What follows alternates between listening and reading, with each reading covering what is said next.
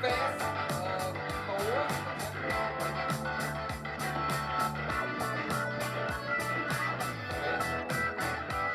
Oh, sorry, wrong channel.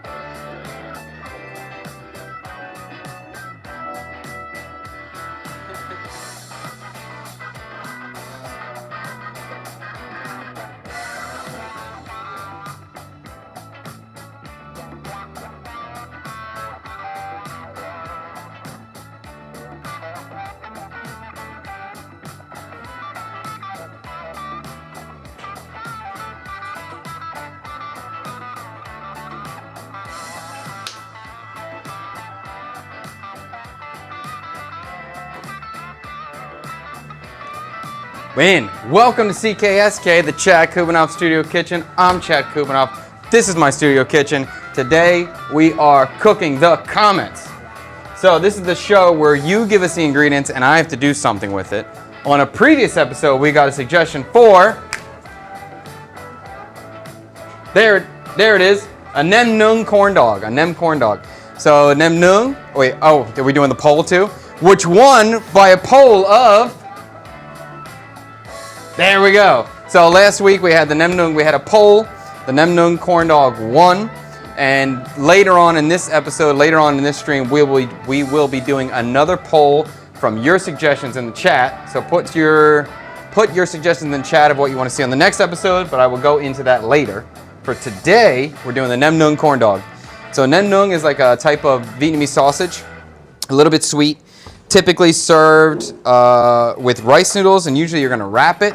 It's either going to be served with a bowl of rice noodles and fish sauce, or you're going to wrap it in like a lettuce wrap and dip it into a special kind of sauce. So that's the idea. We're going to make like a Vietnamese nem nung, and then we're going to corn dog it, which if you don't know about that, that's a typical classic American snack food or street food of a hot dog dipped into a cornbread batter and then fried, usually served with ketchup and mustard. So we're getting a lot of inspiration. We're going to combine the two things. We're going to see how it works out. We are live on every platform.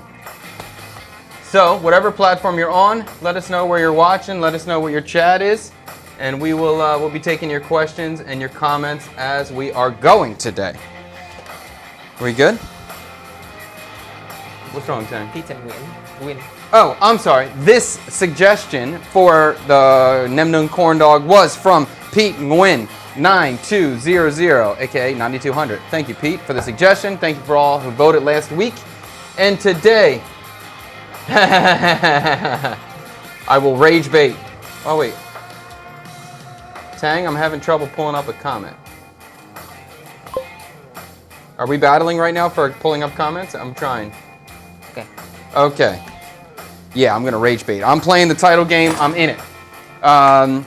We have a very, very special guest, special judge today. It is the Vietnamese Viking, the tiny Telefont, Liam Ragnar Kubanoff is in the house. Let's find out if he is going to like the dish or not. What do you have anything to say today? Any excited about today?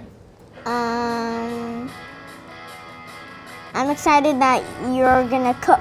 Well said, young man. I will be cooking. Okay, let's get started. Do you want to show everybody what you brought to the studio? I told Liam this morning you can bring anything you want to bring. What do you want to show him you got? He's got Godzilla and Destroyer, his favorite two characters side by side, and he's got his iPad so he can do some Acela, some online school when Daddy's cooking. Anything else, Liam? You ready to start? All right, let's get started. Pig Dad. This is like an episode of Chop now. Yes, kind of. An episode of Chop where you pick the ingredients. Chad, I'm all in for the French dip style brisket banh mi pho au jus. That sounds great. Oh, that's Sam again. Sammy knows what's up. I like that idea. Okay, Liam, apparently you are the GOAT. And it is true. Wait, Tank, don't battle me with highlighting comments. Give me the power. There we go. Liam is the GOAT. That is true. And Liam, other people like Godzilla. Let's get started on this situation. All right, so the first thing we're going to do is make nem nung. Nem is a type of sausage. It's a big word. There's a couple things that fit into it. Nung means grilled.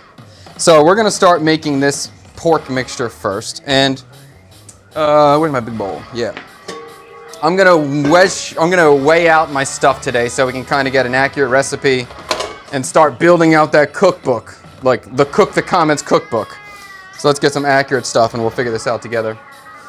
Hey Chad, I tried to find your kick stream. What's your name on there? I'm looking for your name. Chad Kubinoff Studio Kitchen. CKSK, Chad Kubinoff Studio Kitchen. We right now have 111 followers on Twitch and I'm pumped. I am pumped. I think by the end of this stream, we will hit all of our requirements to be an affiliate on Twitch. So we're gonna apply for affiliate after the stream. I'm so excited. If you have a Twitch account, make sure you follow us. If you don't have a Twitch account, make sure you create a Twitch account. Give us a follow. If you're on Kick, give us a follow. We are streaming on all the platforms right now, so we're pumped. Okay, for the nem nung is a pork-based sausage, so we are going to use pork. I broke my food processor last week, so I'm going to do this a little bit differently than I typically would, or that would be typically used, but we're going to make it work. That's what we do. So if I had my food processor, we could use completely all minced pork, but as I said, I broke it. So I'm going to use a combination of minced pork and mop, or AKA a pork paste. So this is the minced pork right here. This is the mop. This is just basically the same thing as the minced pork. It's just really, really ground. It's super, super finely pureed. So it's already a paste. The other thing, if I just take the minced pork and put it in the food processor and turn it on, it'll pretty much turn into this pasty mixture. But again, since I don't have that, we're gonna work around and combine the minced pork and the paste. And then I also have some chopped pork fat as well. So I have about 400 grams of minced pork. Yep, and then I have about 200 grams of the pork paste. Yeah, and let's see how much fat I have. I didn't measure the fat yet, I don't know. But the fat I just roughly chopped, and it's 82 grams of fat. Okay, so that's gonna be our meat mixture for this. And now we're gonna start flavoring this stuff out. We're gonna get some onion. I'm gonna use half an onion. Watching from Houston. Thank you, man, I really appreciate it, Frederick. Appreciate you watching, appreciate you tuning in. I'm excited about the future of the show. I like what's going on. I'm excited. Okay, do I want to use all this onion? That seems like a lot of onion, but you know what? I like onion, dude. I really freaking like onion, so I'm using it all. I'm gonna cut it as fine as I can.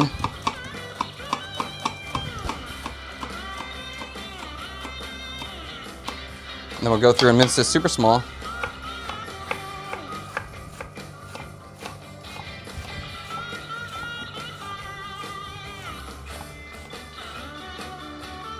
Do you have any microwavable corn dogs to show how the OG soggy corn dog? I think this is going to look like a corn dog. But that's the intention here. So I think even on a, for people who have no concept of what a corn dog is, they'll have an idea by the end of this. I expect this to look just like a corn dog. Just the interior will be a different flavor. With Stefan, followed on Twitch. Thank you so much. I appreciate the follow. I love growing on new platforms. It's very exciting. When you have a bigger account on Instagram or on whatever, you know, I think on Instagram and TikTok, we're a pretty decent sized account now. But when you have a new account and you have no followers, all of a sudden you get 10 followers. It's like, oh my God, we're blowing up. And now we got 100 followers. Holy crap. Okay. So let's get this out of the way so we can just measure this. I'm going to try to be measuring all of our stuff moving forward. So minced onion, 120 grams.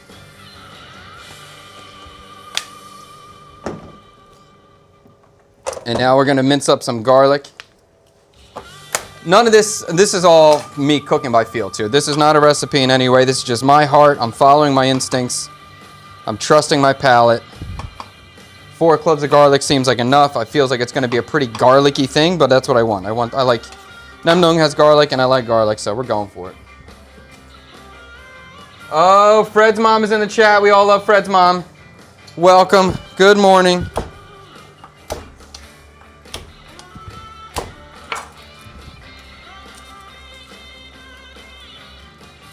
Yeah, Sammy. Sammy knows what's up. Appreciate the support. Let us know where you're watching from. If you don't want to say where you're watching from, just make it up and lie. Just get us some some chat engagement. Let the algorithm know you like this stuff so we can get more people in here and keep building the show out. What are your ideas regarding the batter? Regarding the batter, there's going to be a corn dog batter. For me, a corn dog absolutely must have cornmeal in the batter. If it's not a corn dog. And I get very frustrated by all these fake corn dogs I'm seeing advertised are all over the city here, and potentially I think probably all over Asia. Otherwise, it's just a fried hot dog. It's not a corn dog. The only difference is we're going to be subbing any sort of honey or sugar with sweetened condensed milk. So it'll be a subtle, tiny little variation. But really, to me, it's just about having a slightly sweetened corn batter or cornbread batter. So I'm going to cut this small. From your mouth to my phone.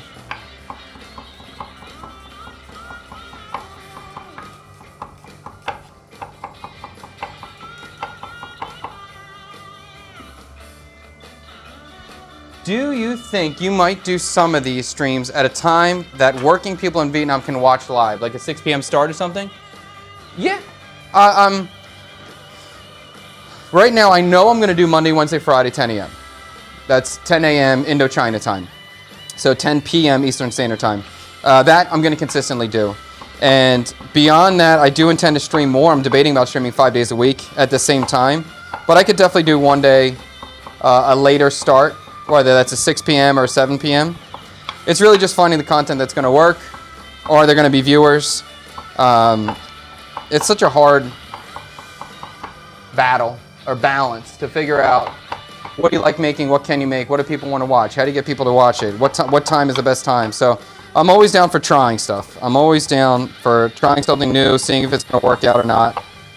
And yeah, I could definitely do a longer stream. I wanted to do it like a snack tasting stream where we try 20 different things in one stream, and I thought maybe drinking would be a fun way to do that too.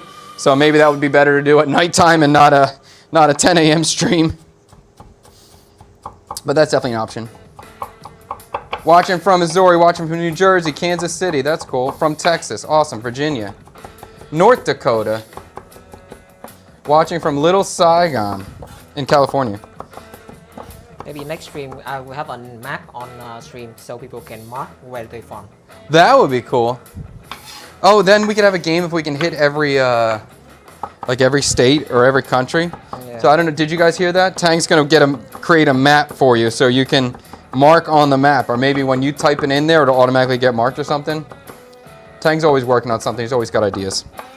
Minced garlic. That's a lot of garlic, but I'm cool.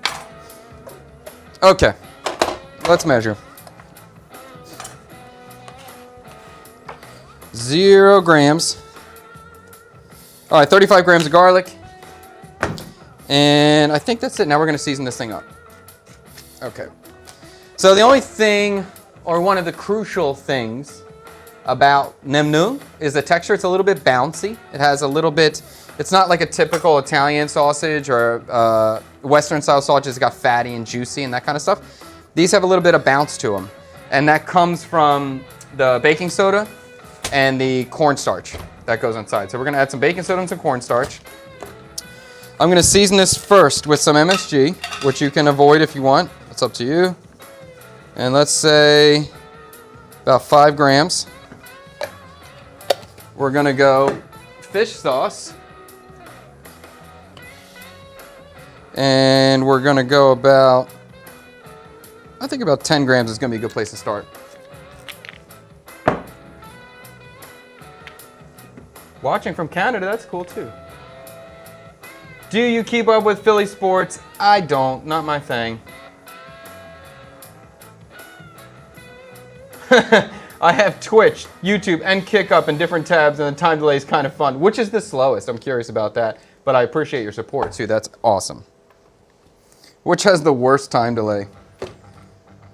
Okay, so let's do some cornstarch. I think cornstarch is going to be about a tablespoon, which is probably right around there, and that's about 8 grams. All right, MSG is out, cornstarch is out, onion, garlic, done. Now we're going to do some sweetened condensed milk, wherever I put it. Here we go. This is definitely always a sweeter sausage, nem nung, so typically you'll see this with honey I don't have any honey, and I got condensed milk, so we're gonna use that instead. So we're gonna season this up. We're gonna taste one, because we should always taste when we're seasoning a product, and then we'll go back and re-season. 20 grams of sweetened condensed milk to start, because that's how much is in the tube. I'm using white pepper here. That seems like a lot. I don't get any gram on there. I have no gram for some reason, but I assume that's about 2 grams. And I'm gonna use a little bit of annatto seed powder, which I've been liking a lot. Often people will make an annatto oil first. They'll fry the seed in oil to get a red color. But I've been liking using this powder. I just find it easier. So it's gonna give us that red color. It's gonna give us a little bit of a red, a little bit of a flavor, mostly color. And I do find the powder just really easy to work with. And the baking soda, we're gonna start with right around a teaspoon, which will probably be 3 grams, but let's measure it first.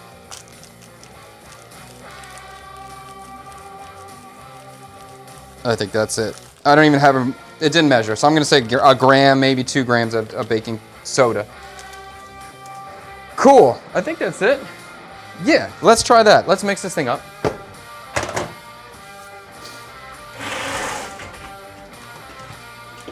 Did I do sugar? I did fish sauce, yeah, that's it. So I'm gonna beat this. We want this mixture to work. We don't wanna have individual pieces of meat like you would get on a meatball or like you would get it on Italian sausage. We want this to be one homogeneous mixture texture.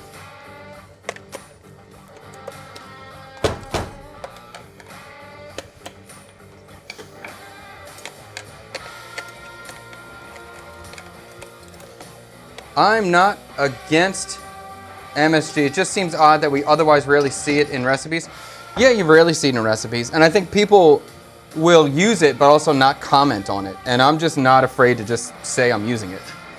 When I was younger, when I was, probably 20, 22, we started hearing about MSG more and more, not in a negative light, more so in a positive light, and then I still felt like it was cheating. So as a younger cook, my ego was like, dude, I don't want to cheat. I got to do it the right way. And I avoided using MSG. And then when I moved to Vietnam, I finally kind of just gave up on that, and I'm going to stop pretending. And if I use it, I'm going to straight up tell you. And I'm not going to be shy about it either. So we use it. I use it. Twitch kick and then a noticeable delay on YouTube. I only have Twitch sound on. Everything else is on mute. Okay, cool. So YouTube is the slowest. That's interesting. Tuning in from Iowa, the land of the corn. Well, we got some corn today. Okay, let's mix this up. I'm gonna mix it. I'm gonna try to work this. I wanna beat the pork. I wanna beat the paste. You got an overhead for me, Tang? Yeah. Wait a second. Oh, Tang's getting a slow B-roll. I don't know what he's doing back there. There we go. So I'm gonna incorporate this until we feel like we have a nice, smooth mixture, and we're trying to kind of break up the mince meat itself. You could totally do this in a stand mixer, probably be preferable. What was it like trying Vietnamese food for the first time? Pretty great. I mean, I guess the first Vietnamese food I ever had was at a Thai restaurant in Pittsburgh. My brother took me there, and I had a noodle bowl with coconut milk, which is not traditional in any way, but I thought it was amazing. And I had goi kun or summer rolls for the first time. I thought it was amazing. Then I had coffee, thought it was amazing. So that left an imprint on me. And that was probably when I was 16, something like that. I remember I drove out to see my brother in Pittsburgh. He was going to college there. And then from there, of course, you try pho. And I think my brother probably took me to my first bowl of pho too in Philly, which was amazing again. And then you try banh mi. So I liked it right away. And then when I finally got to try the more authentic soups, when I finally got here and tried the stuff, like the soups blew my mind. The first time I had bom mo hue, it blew my mind. So it definitely was a wonderful experience for me. So we can see how this is kind of all combining into a paste type texture. It's looking smoother. This should be good. And this is the kind of thing, I don't really think you can overwork this. Maybe if you did it for 10 minutes straight and it got hot, then it could be a problem. I think your only issue you're gonna face with this is heat if you overwork it. But you can always, you'll see that when people throw this in a food processor, they will incorporate some ice to make sure they keep it cold. That's a very common strategy. So is MSG basically used by every person living in Vietnam? I would say MSG is used and consumed, not necessarily used because not everybody cooks, but consumed by about 90% of the population of Vietnam. There's definitely some Vietnamese that are trying to avoid it. There's some who have issues with it. Yeah, but it's extraordinarily common. Extraordinarily common. There's a few restaurants, I would say like 1 in 30, maybe 1 in 50, who will advertise no MSG. And so some people care, most people don't. Most people probably, if they didn't have MSG, they would say, hey, it's missing something. Go add that MSG in there. Goikun sausage and shrimp Creole style. I would like that. I want more Goikun stuff. Wait, who? Yo, no way. Chad, you took me to our first 7-course meal in Little Vietnam, Chicago. Thank you for that. I think about it often. Did we play ping pong together? That's crazy. I know it wasn't, I don't remember taking a girl, so I don't think this is the same image. But that's pretty cool. Since I've been to your studio, is it just so cool to be able to watch? Oh, sorry, I didn't click it. Since I've been to your studio, it's just so cool to be able to watch it live. I can't wait to come back again. As soon as I can, I'm going to make it happen. Awesome. Awesome.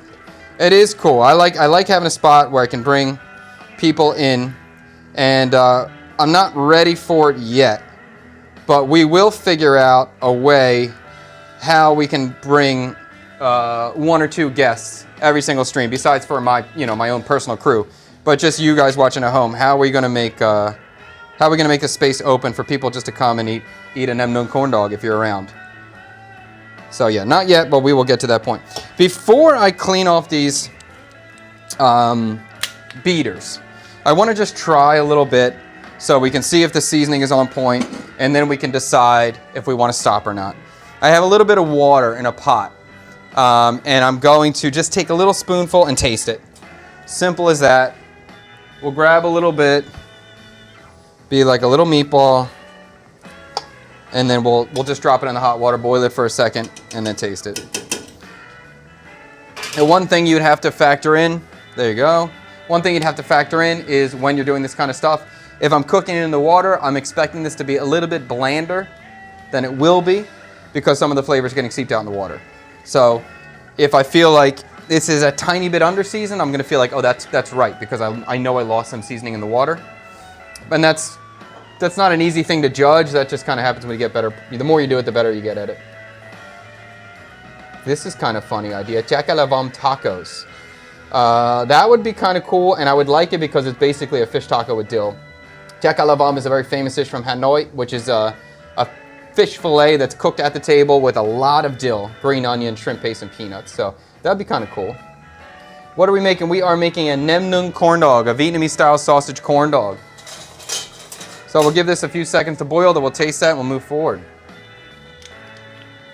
Chat, I am a girl, but it wasn't a date. I dated a guy you worked with at Alenia, and you weren't 21 yet to go out with the crew, and I'm not a big drinker, so we went to a meal. I dated a guy, who? Who did you date at Alenia? I'm trying to remember, where's 7 courses of beef, or what, 7 courses of beef in Chicago? Was it Chicago or Philly? You said Chicago, right? In Chicago. I used to live right next to the Vietnamese district in Chicago. I'm just trying to remember. I remember the 7 courses of beef in Philly. I'm trying to remember what restaurants were in Chicago that had the 7 courses of beef. But that's cool. That's cool. That's awesome. So as we're doing this stream, and you'll see in the comments right now, things I'm popping up, you can give us an idea for the next dish or for the next ingredient challenge or the next ingredient list. So if you have an idea, it's ideally somewhere between 2 to 5 bullet points. It could be an ingredient, it could be an emotion, it could be a cuisine, it could be a dish concept, it could be anything, and we will make it happen. So you put whatever ideas you have in the chat, as we're going through the stream, we'll look at our favorite ideas, and then we'll put that at a poll at the end of the stream, and then you get to vote on it and pick what the next dish will be. So that's the cool thing. So this is a good one. County Fair Carnival Midway style Frito hand pie. The kind made with a bag of chips with chili on top, but made with a type of rice crepe you wrap with herbs and dip. What to call it? Carny crisp bag snacks. So this is kind of a thing where they open up a corn chip, almost like a Dorito, and then they put like a beef mixture on top and some cheese, and you eat it in the bag. So he's got doing that sort of chip in a bag with the type of rice crepe you wrap up with herbs and dip. I think you're talking about bansao. You're either talking about bansao or bancun. I don't know exactly which rice crepe you're talking about. I assume it's bansao. But that could be fun. I just like the idea of putting a bag in Frito pie is a cool thing. Like here, ball call burrilla. So this will be a braised beef taco. And that's like a dish concept. So that's a cool idea. It's got repeating a lot. Huh? It's repeating a lot. Ball call burrilla is repeating a lot. Here we go. Ball call style poutine. Like ball call is a classic. Not classic. It is one of the easiest Vietnamese dishes to transform into Western dishes because it's basically a beef stew. So that's why it's so easy to use it. But that'll be fun. And I know if we do ball call, Michael will love it. He's so excited. Prefer Chicago or New York? Do you like Chicago or New York better? I like Chicago. I think Chicago is a great, fantastic city. It's just cold. The only thing stopping me from living in Chicago longer term was just the weather. They're so freaking cold. But the vibes of Chicago, amazing. The food scene in Chicago, amazing. I think New York was cool when I was younger. Many years ago, it was cool. It seems like it's pretty hard to live there now. And maybe it's not as good as it was, in my opinion. So if I could, I'd pick Chicago. All right, let's try this thing out. Oh, okay. So this guy, yeah. To clarify, that bag thing, that was the bansao or the ban caught. Okay, let's try this thing. It is just barely cooked through, so we're cool.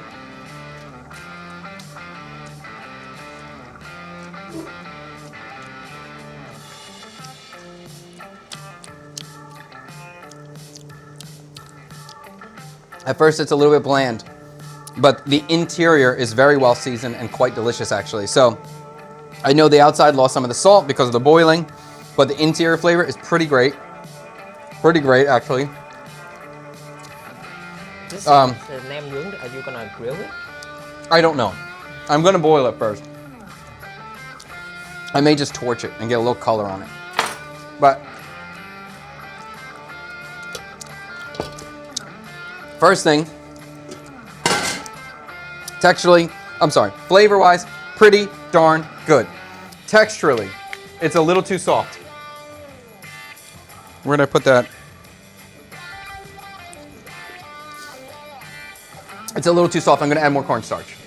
So the cornstarch is going to give us a little bit more bounciness, chewiness. It's going to absorb any excess moisture. So I'm going to go with that. And I'm going to add an additional, I'm going to say about a tablespoon, which is going to be 6 grams. No, let's do a little bit more. I feel like a little bit more is the answer. Okay, 7 grams. I think I want to have a little bit more sweetness and depth, so I'm going to do a little bit more white pepper. A little bit more MSG. White pepper was 1 gram. MSG is 2 grams. And what was my final thing? Oh, some more sweet condensed milk.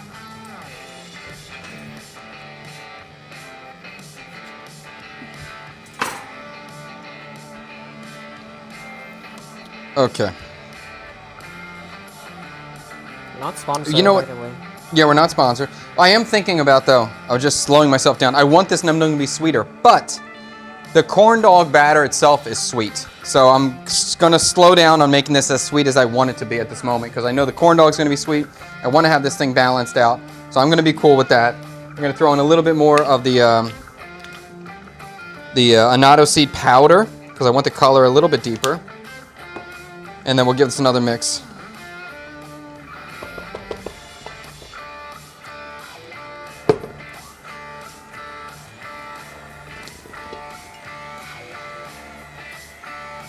agreed with the Frito pie with banchan would be a cool concept. So making a Frito pie with just straight rice paper, making like a banchan chon is a cool idea.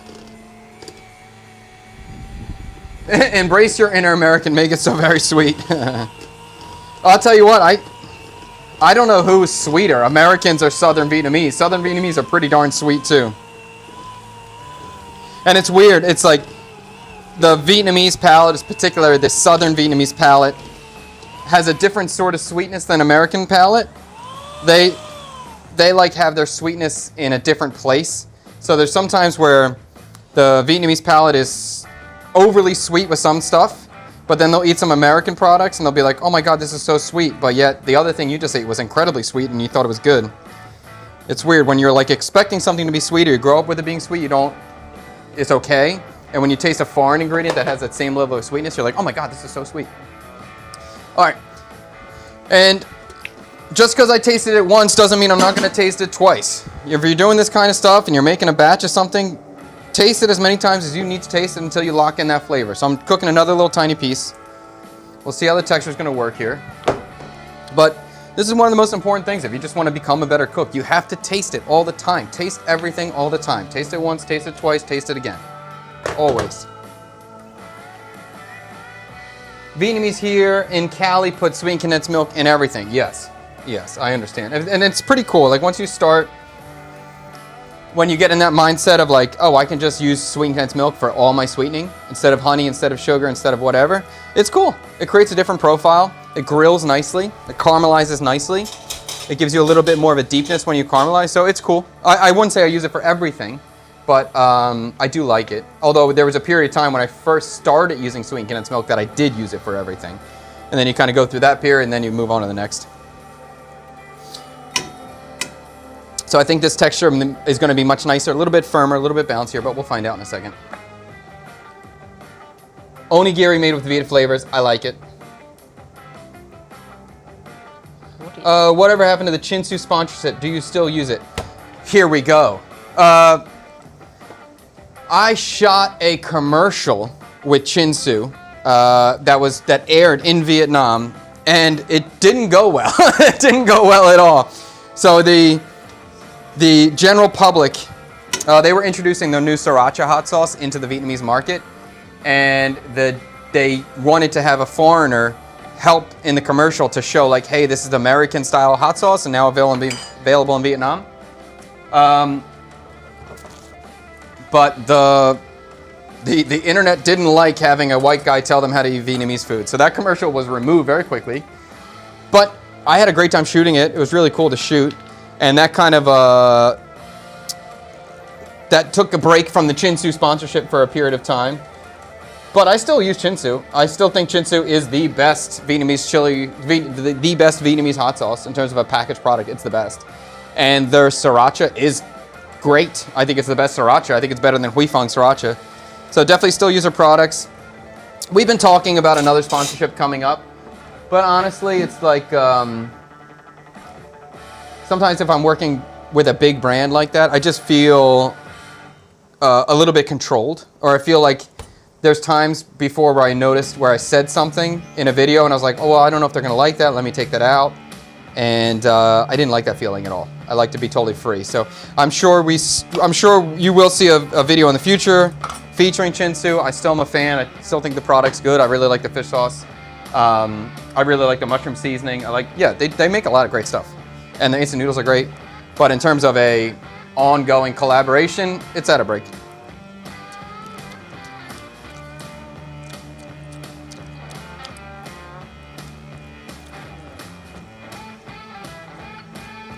It's a little stronger. It's a little firmer.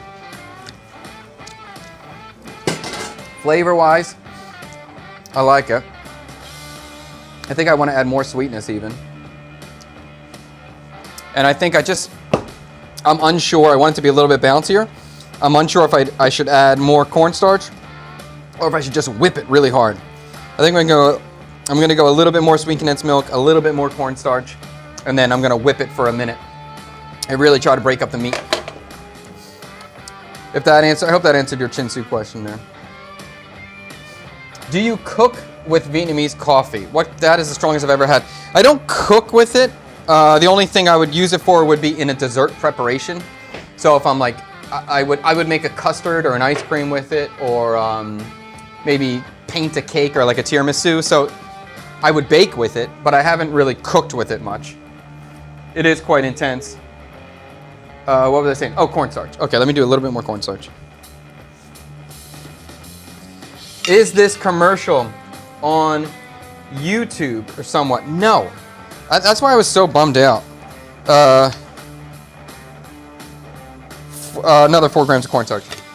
The commercial was removed off the internet like the day after it was posted, and it was such a cool. I really liked it. It was really cool. I mean, it was the biggest production I've ever been a part of. There was like at least 100 crew members. It took us 24 hours to shoot it. We shot for 24 hours straight on New Year's Eve. So it was such a big production. It was really cool to be a part of. And then it got removed immediately after posting. Scrubbed off the internet. I can't find it. I'm just upset I didn't save it. You know, I understand they didn't want it online, but I wish I just had a copy because I just think it was cool. I really enjoyed it. Can you do a reenactment of the commercial? Oh my God, it was so bad. It was so bad. It was in Vietnamese, and I had a script that I was given, and my Vietnamese is not that good. And my Vietnamese is not good. It's not good. I know how to say food words, you know, but like in terms of a big conversation, no. In terms of being the star of a commercial, no. So I was given a script. I memorized the script, like, you know, a day or two before the event. And then that morning, I'm rehearsing it the whole morning because, you know, I want to do well. And a lot of the script I didn't understand, so I'm just kind of memorizing the sounds of it.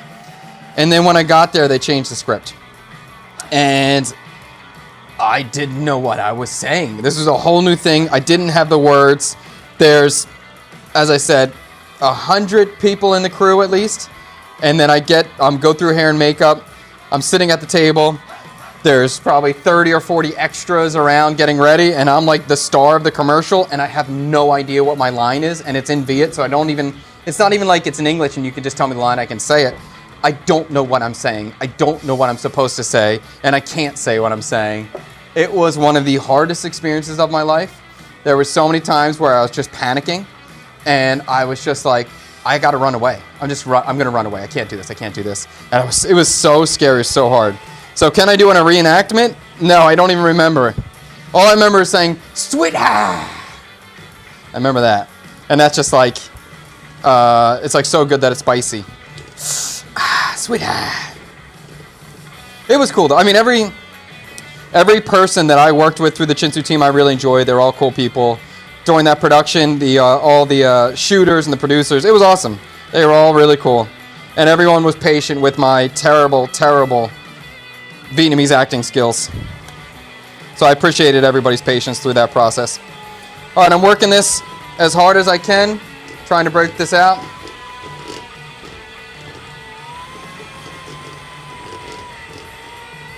I'm going to give this a good 30 seconds here.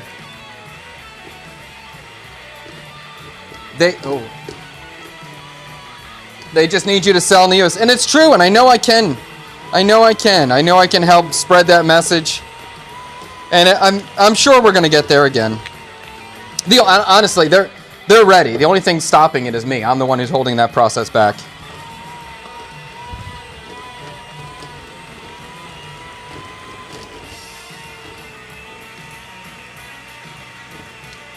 Oh, Sammy's got Chinsu in the fridge because of me. Would you like it? I hope you like it. I like it.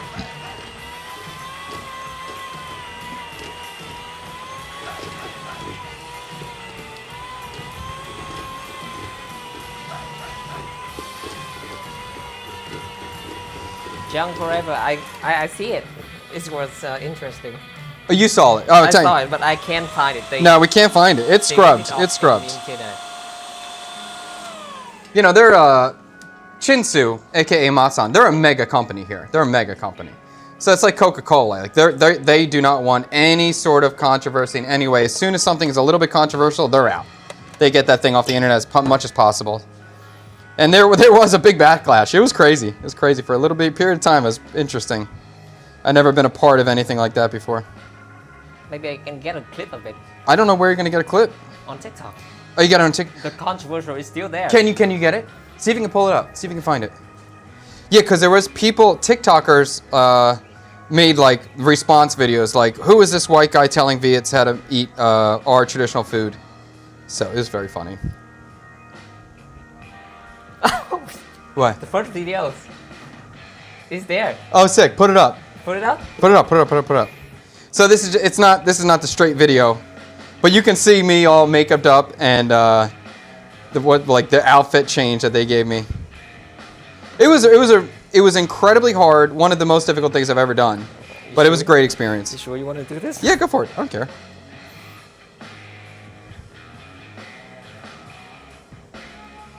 And I'll tell you, I was bummed out about it because it was just like all the people that were involved in that commercial, they worked so hard. You know, like the producer and the team of Chinsu, they had meetings to plan this out for months. And then, I don't know if it's 20 or 30 people on the Chinsu team or writing the script, going over the script, changing it, trying to do all this stuff. Then you had all the extras who were there that day. Then you had the cameraman, the director. Like, there's just so much work. And everybody was trying so hard. And it's so upsetting that it just, all that work is for nothing. Not even for nothing, for a negative result, which is just such a bummer. I'm gonna, whatever. Put this here. Sorry. Tang's getting that clip of that commercial so you guys can see it. Alex, I sent You're Awesome. I like a You're Awesome. Oh, I just like this idea. Kat Wilson, that's a good idea. I love the idea of a Vietnamese coffee red-eye gravy. That's a cool one. So red-eye gravy is a very common southern style of breakfast gravy that does include like a shot of coffee into it, and it's usually eaten as a breakfast item with like a pork steak, right? Is that what goes with the cat? I don't remember what the main protein that it goes with, but a very common style of breakfast gravy. So that would be cool with Viet coffee.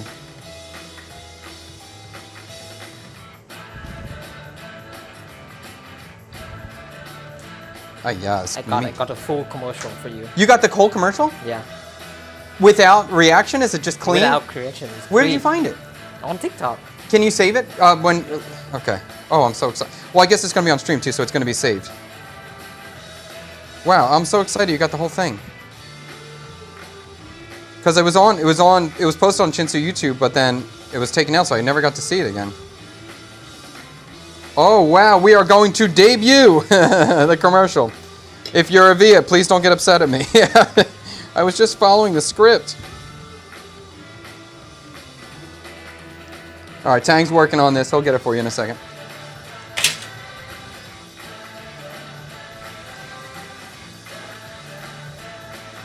Can we get a W in the chat for the dude who found the commercial? That's Tang. Tang found it.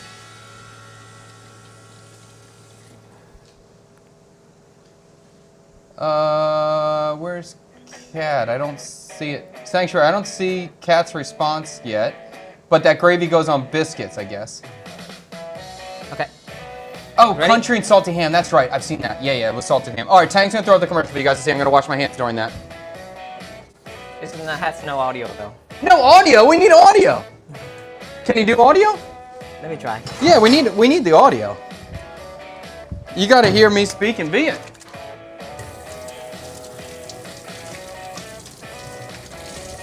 Oh, how about let's get a hook for a short. I started in a commercial in Vietnam. And this is it. No audio. No audio.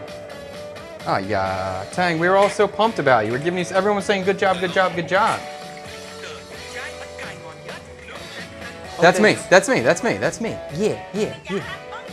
Okay. We have audio. Okay, he's still working. Okay, so while he's working, I'm gonna roll out these Nem Nung dogs.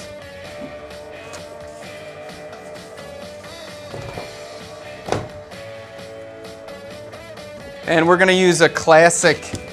Okay. We have it. He's got it. All right, let's see the commercial. Tang's got it. That's amazing. I'm so glad you found it. 베트남 유명 소스 브랜드 친수의 광고로 한 외국인이 베트남 유명 껌덤집에 갑니다. Không có sriracha. Cái gì? Cái gì? Gì? Sumi chả hả? Có ngay. Không, tôi là sriracha. Tờ nhúng trái ớt cay ngon nhất, nướng chén hành củi 15 phút, hòa cùng ớt tươi, lên men 12 tháng ròng, ăn với món gì cũng sweet hà. Nhất là với cơm tấm thì hết sói.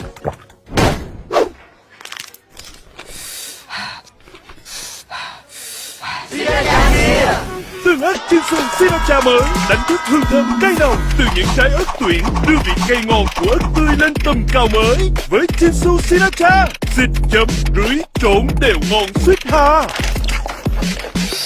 Ngon hơn ở miệng nữa. Tương ớt chiên xù sriracha.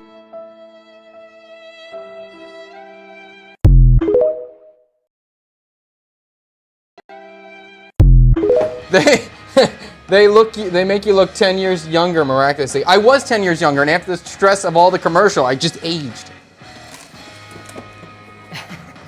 Okay. So we're making our dogs now. We're gonna use a, that's pretty funny, right? The voiceover is crazy. Yeah, that was fun. It was fun. It was cool. I never did anything like it. It was cool. And actually, we just, maybe I should watch that live. Maybe I'll do that Tuesday or Thursday.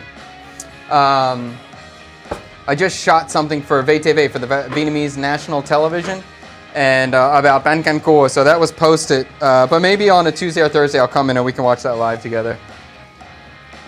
All right, so I'm gonna use a traditional, I don't know if it's traditional or not, but just like a fine dining technique to roll a tube.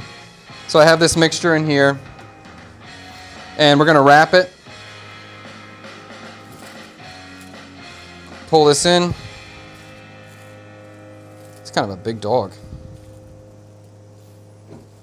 It's too big.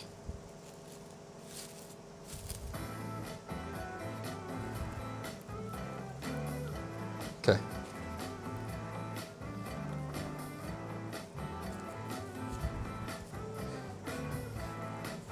All right, I gotta do this right. I'm doing this lazy. I can't do it lazy. I gotta do it right. Especially if I'm gonna show. 베트남 유명 소스 브랜드 친수의 광고로 한 외국인이 베트남 Funny, Alex is right. I love this idea. Need a customized donation with that video. What? We take clips of that video and then, yeah. that's so yeah, funny. yeah. I love that idea. Yes. And like if people super chat something or become subscribed to the Twitch, it goes, sweet ha! Okay. That'll be funny. That's on my to-do list. Okay, that's really funny. Okay. All right, anytime you're doing this plastic wrap, I really don't want to, sometimes I'm going to show you a lazy fast way and sometimes I want to show you the proper way or the correct way to do this. If you're trying to roll this plastic wrap, the technique I'm doing right now, it's always better to have a dampened table. So this is a wet towel. I'm going to wipe my table down and this is going to make the plastic wrap stick to it better. It's just going to make it a lot nicer. Obvious, no, I don't know if it's obvious or not, but if you're trying to do this at home, whether you're trying to make it as a corn dog or trying to make just nem nung, you could just put that meat mixture in any sort of casserole dish or pan, or I have like these metal pans. I could just push it right into here and then bake it. And that would be the easiest way, and from there cut it. But I want to get the hot dog look. I'm trying to make the tube, so this is the way I'm gonna do it. So now with the wet table, the plastic wrap is sticking to the table. It's much easier to work with. And I want to try to get my basic shape, the basic size of the dog, which this seems about right.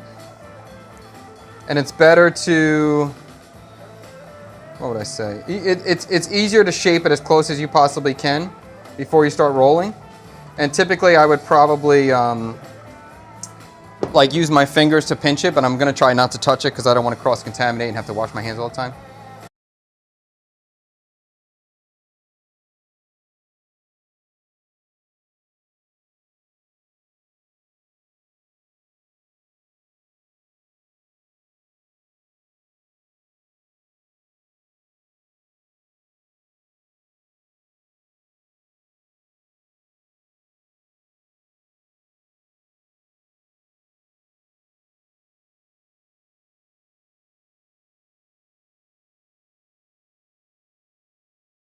On Twitch, they lost sound on Twitch too. Okay. We're working on it. We're working on it. Answer the previous question again. Answer the previous question. Yeah. The platform. Yeah. Which platform would you like to? Is the audio back? Got it. Okay. Okay. Okay, I'm seeing a lot of no audio, and we got audio back. So let's see if we got audio back everywhere. If I can get an audio on YouTube, I'd love to see that. Back on YouTube. It's back. Okay, cool. It's back. It's back. Cool, cool, cool. So, in terms of platforms, I don't care which platform you watch on. Whatever you want to watch. YouTube is my main focus. Very soon, I don't know about very soon, but like 2 or 3 weeks probably, we're going to be switching all the streaming to the second YouTube channel, to the CKSK Chad Kubanov Studio Kitchen YouTube channel, as opposed to my main channel, because I just want to keep it nice and tight that all the content from here, all the content live cooking will be on that channel, and like the other channel will just be street food Vietnam, traveling Vietnam.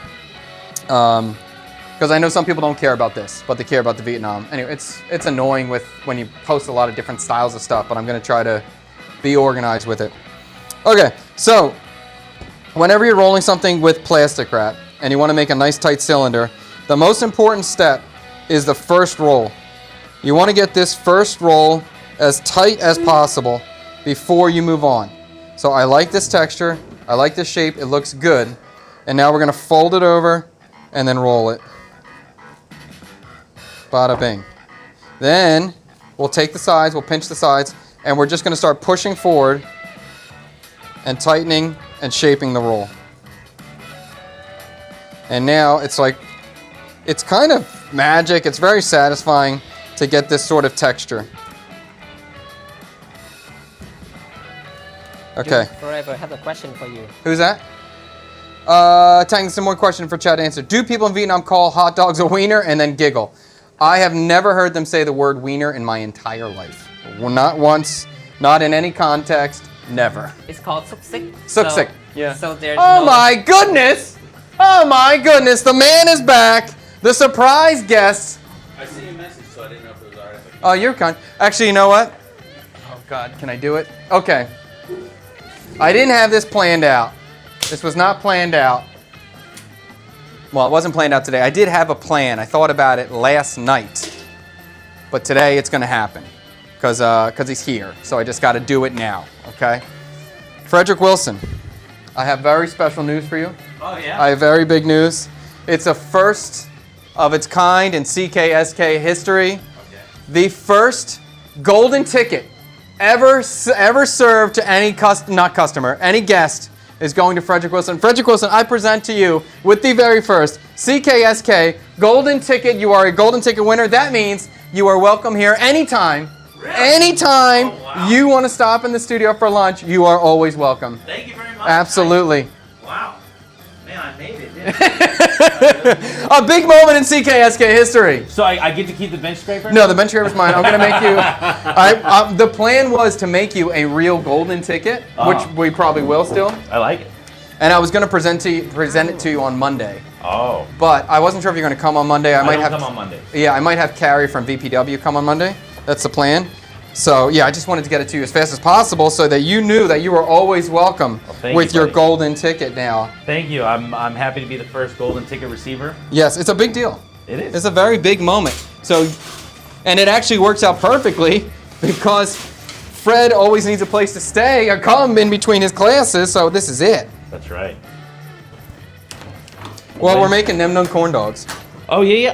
I was trying to think of what won on Monday, what you're making today. Yeah, so I guess I'm making one more, or maybe 12 more. Your mom is in the chat too, by the Mama. way. Hey, Mama again. Fred? Oh, can you say hi to your mom again? Hi, Ma. Oh, hey, Mama. Just subscribe to your other channel, CKSK. Thank you so much. If you enjoy what you're watching, if you want to see these live streams, make sure you subscribe to the CKSK page on YouTube. As in like 2 weeks, we'll be streaming from that channel. And I'll remind you again, and I'll do like those community posts on the main channel to let you know when that switch finally occurs. So I'm going to keep rolling a couple more dogs. What's Fred's opinion on your commercial? Have you saw the Chinsu commercial, Fred? The what? The Chinsu commercial I shot for the Gum Tam and the Sriracha. Yeah, the one with the chili sauce? Yeah, he Yeah, just they dubbed it? he just found it. He just Oh. found it, so we just played it live. So people Oh, you are. hadn't seen it before? Oh, The chat hasn't seen it before. oh okay. So we what play was your online. thoughts on Am it? I not? I'm not on camera here, right? No. Okay. I mean, what? Does he have a- What are you guys trying to get? Like, did I like it, or did I think it should be controversial? Like, Fred's just changing right now. Let him change. Get his mic back on. Yeah, hold on. Give me a second. Yeah, give him a second.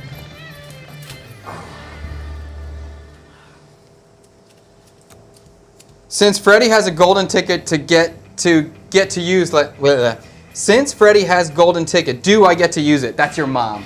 Well, I guess Fred can bring a guest, or he may be able to pass his golden ticket for a day.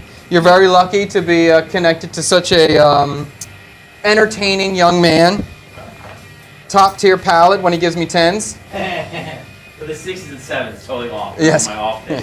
Yeah, sometimes when you get to 6, you don't get it. What did I think about the Chinsu? Yeah, Alex commercial? is telling you, Fred, just be honest.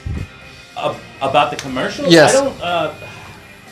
I didn't think it was worth being controversial, and I thought that it was cool that they were leaning into somebody who was promoting Vietnamese cuisine that wasn't Vietnamese. I think that was interesting. I thought it was okay. Do I eat chili sauce with my gum tam? No, I do not. I think that was probably more of the controversy than if Chad was in it. You know, is that the question? Is if the chili sauce with gum tam is? No, it's just the idea that I'm in a commercial, a Vietnamese commercial. I think it was totally fine for them to put you Yeah. in a commercial. And at that time, you were really, really big on TikTok. And Yeah. you had a lot of. I mean, we would go out. I remember us going to Jimmy's for the first time. Yeah. And then the girl at the door at Jimmy's was like, "Oh, you're Chad Kupinoff. Like Yeah. you were really well known." Yeah. No, I thought it was totally okay. I think that them pushing for chili sauce rather than fish sauce and Cum Tam, that is controversial. Yeah. Maybe the addition of chili sauce in Cum Tam is more controversial to me. Which I think they could have leaned in just promoting their own fish sauce at that time, but maybe they don't have to because it's all around. It's Yeah, everywhere. and they were trying to launch that sriracha product. Oh. Yeah. Yeah. Was it? Were they promoting it like in combination with fish sauce, or just use the sriracha? Just a sriracha. Oh no, I didn't know. Yeah. Well, and like Chinsu, every department is separated. So the fish sauce and the chili sauce are totally separate departments. Yeah. They have nothing related to each other. So it's not like they work together trying to promote each other. They're different, totally different. Okay.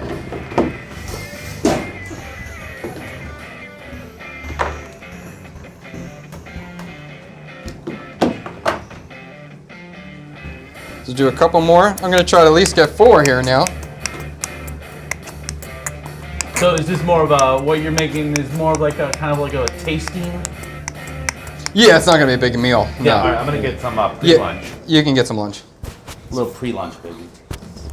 I had Taco Tuesday over at Tippy's yesterday in District 4. I haven't been to Tippy's yet. No, it's not. Tippy's good? has always been good. They used to have one in District 7, which was great. Yeah. But so it's only District 4, but they opened up a new hot dog menu, and I had a hot dog yesterday too. So I got a couple of the tacos for 45,000 dong, and they were good. And then they had a hot dog, and I was like, okay, well they were doing 30% off on the menu, and I was like, oh, I'll try it. It was good. It was a nice hot dog. Tippy's is a taco place in D4. It's been around for a while. I just never tried it yet. So maybe that'll be a thing. Somebody suggest that on Twitch.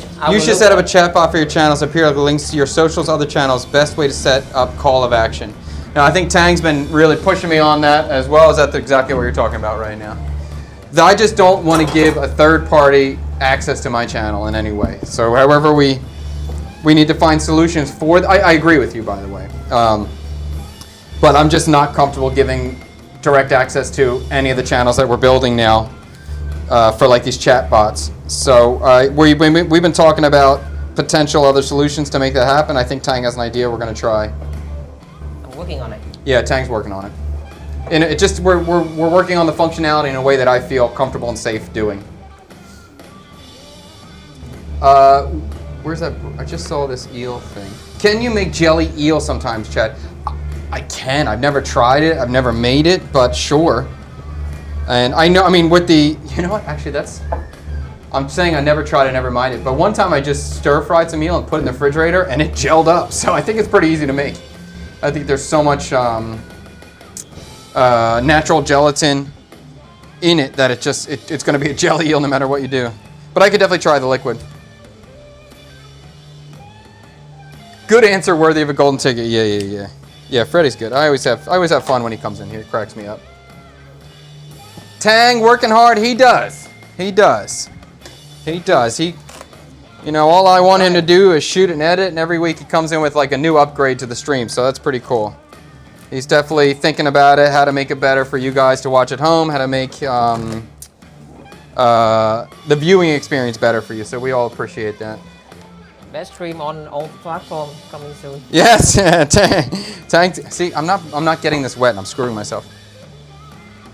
What happened? Okay, come back to the cooking. All right, let's go back to the cooking. It's 20 time. Can wrapping the nem this way cause it to explode? No, it's not. The only thing that would happen, leakage could occur.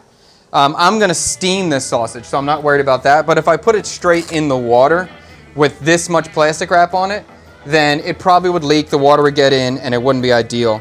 So if I was going to boil it, I would just make sure that I wrapped it again a second time or put it in a vacuum seal bag. I'll tell you right now, I have some caution or reservation about the texture of this currently. I'm a little worried about it being too soft. I think Fred's going to taste this and be like, yo, this doesn't feel like nem nung. We're going to see. Maybe letting it sit a little bit longer will tighten the mixture up. And I know that's true. So I'm hoping the time of it and the two-step cooking process we're going to do is going to fix the texture. But I think if I did this again, I might not put all that pork fat in that I put in before, because that's going to make it a softer mixture. We'll see how it ends up, though. At the very least, I think the batter's going to be great. And if it's coated in a cornmeal, I'm going to be very happy. I don't know, like when I was younger, maybe I didn't appreciate cornmeal as much as I did, but last week when we had the eel po' boy with the cornmeal crust on the outside, I was like, holy crap, man. I like cornmeal. Have you made bún bò Huế, and is there a video? Yes, you can check the YouTube page. There is a video of me making bún bò Huế in the countryside. I could totally do it again too, but yeah, I did make it, and I love it. Top tier. I think it's gonna be a special stream. A bún bò 24-hour stream. That could be a 24-hour stream. That could be a good stream. Yeah, like a 12-hour start to finish. A dish that represents CKSK in all ingredients must start with the letter CSK. That's a fun one. I like that idea. Yeah, I think that would just be a good time. I think you're right. Steaming or boiling first will help it. Yeah. Oh, you're talking about if I fried it raw with the batter? Yes, then there would be a chance of explosion. Yes.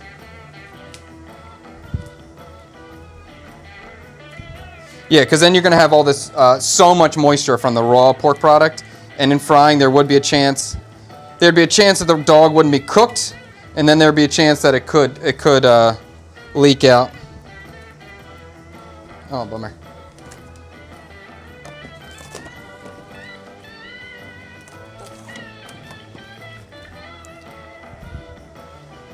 All right, let me get this one tight. I'm going to roll one more because this shape of this one's not super nice.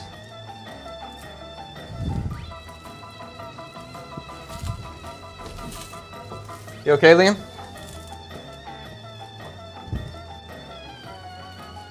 What is in the filling? J-side just coming in. This is a pork mixture. This is a ground pork and pork paste mixture with a little bit of pork fat, seasoned with garlic, onion, MSG, sweet condensed milk, cornstarch, and baking soda. Hey, did Chad and Tang meet and start working together? A while ago, like freaking 2.5 years ago or something, around that time. I was looking for a new shooter, a new editor, and I just made a post on my pages. I had a couple people apply. I shot with Tang. He was just a young boy at that time, just a tiny little young man there. And we shot together. It worked out. Like, I'm surprised it worked out like at first. It did. I mean, it took us, it definitely took a while to vibe with each other and kind of understand how we work together. But we shot once and we never stopped, really. It's what a bánh tráng video, I think. Yeah, the bánh tráng nướng, bánh tráng cuốn. And you know, there were some other people that I met that time that I tried shooting with, and none of them I just clicked with as much. It was always kind of, everyone else kind of felt a little, it just didn't vibe as easily. Is this love at first sight? I don't know if it was love at first sight, but it was, I enjoy working with you at first time. Maybe that was it. Okay, appreciate it. Yeah, it's been fun.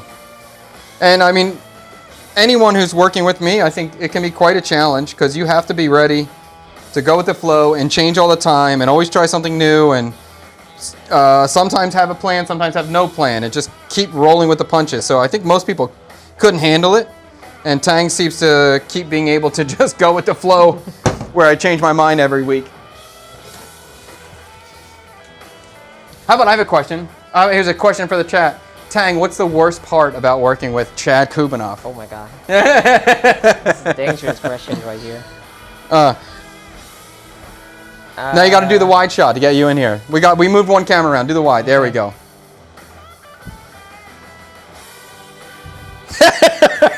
Now it's hard. I think Chad is a pretty good boss. Yeah. Because he really let me do what I do best, and I think you the least bossing me around. Yeah. That I have been so far. Yeah. What I hate? Yeah, I think it's a changing. The constant changing. Because constant changing. Yeah, I can Because understand I have to adapt every single time. Yeah. But I kind of like the change. So Yeah. we find the best way to bring the best content. So I don't mind the change if it bring results. Yeah. So I've But- been loving this content recently. So Yeah. I have my exciting back when I'm editing the videos. Yeah. This We've kind of content. we've done so many different styles, so many things, so many different tries, and I kind of thought that might be the answer too. It's like, I think I'm a pretty easy boss, especially like before in America, I had a lot of staff, and I really didn't like it. It's not cool to have a lot of big staff. It's just not fun to me. It's too much to think about. This is true right here. Chad is firm and direct. True. If I have a good person, I'll let them do whatever the hell they want, and I'll let them try whatever the hell they want. And I only want to work with a few good people, and I'm not really going to be difficult until there's a real problem. But in the meantime, like, go ahead and do whatever you want. Try. I'll let you do everything you want, and I respect people's skill set, and I want them to be able to pursue that as much as possible. And I want people to enjoy what they're working on. So I think that's cool. I think I learned a lot about managing people from you. Managing people? I mean, like how to treat your employees and how to give them the best chance to be the best version of themselves. So are you ready to be a manager? Can we hire some editors and people under you now? We tried before. It didn't work out. Horrible with It was hard. managing people because I'm just macro Micromanage. adjusting every time. Yeah, but I mean, editing is hard to train somebody. It's a very personal thing, so it is hard to bring somebody. Should I give this information out? What's that? Chat, Tang, have you always been working in videography? Is that the thing you're talking about? No, I'm actually a veterinarian. Oh, you could say that. Yeah. Yeah, that's fine. That's fine. I have a degree on veterinarian. No, veterinarian. Veterinarian. Yeah, he studied Oh, thank God. vegetarian. I gotta go back. Get out of here. Veterinarian, sorry. Yeah, so Tang went to school to be a veterinarian and or to be a vet, and that was kind of the thing to appease the family. And but I think his passion was definitely film, shooting, cameras. Great. Yeah, I follow my passion. follow your passion. Was there a triggering moment for you that made you like stop doing the vet path? Was there anything particular, or is it just like, I don't really like this? I think that time I'm working on a vet hospital. Yeah. I just don't see me fitting working 14 hours a day with extra night shift and With what? extra night shift. Extra night shift. Okay. Yeah, and pet diet. Yeah. Just can't handle it. So Yeah. But your family are farmers too, so like it made sense for him to be a vet. They raise chickens mostly, Chicken, right? Only yeah. chicken? Only chicken. Only chicken. Can I chop some of this up with your son? You can do whatever you want. Yeah. I don't know if Liam really likes Coke, but he can try it. You want to try? Give him a little sip. It's fine. All right, this is my last dog. Last one. Tang got a question there. What?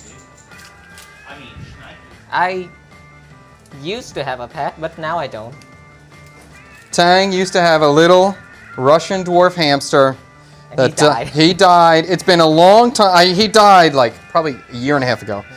And I was like, are you going to get another one? He just says he wasn't ready. And he's still not ready to get a new one. We have 2 Russian dwarf hamsters at home, and they're amazing. Top tier pet. Amazing. Yeah, Russian dwarfs. That's what the ones we have called. Which one do you like better, Liam? Cat or hamster? Hamsters are easier because they poop smaller. Yeah, hamsters have smaller poop. That's a good answer. And now we have Michael's cat downstairs, so we can just go play with Michael's cat now. But when we went over and saw that little kitten yesterday, we were playing with his cat for a while. It's so cute. I miss having a cat. Just joined the stream. What stage is the corn dog in? We're rolling our dogs. We're about to steam them, and then we're going to make the sauce and the batter. Would you do okonomiyaki with spaghetti noodles? I remember you did an old video, did something like that. Yeah, for sure. I like that. All right, let's get these things in the steamer. Here we go. I got the steamer rolling hard. These are going to go right in. Ow, that's hot. All right, I'm waiting for Tang to focus, and we're focused. Here, these are going in. These are pretty fat. Honestly, now that I'm looking at them right now, this is going to be a fat corn dog. But we're in too deep. We're already in. Is corn dog usually steamed? No, well, a hot dog is steamed or boiled. And then from there, the hot dog you buy packaged cold, you open it up and dip it in the corn batter and then fry. So I'm just cooking the nem nung first, so we start with a similar product to a hot dog.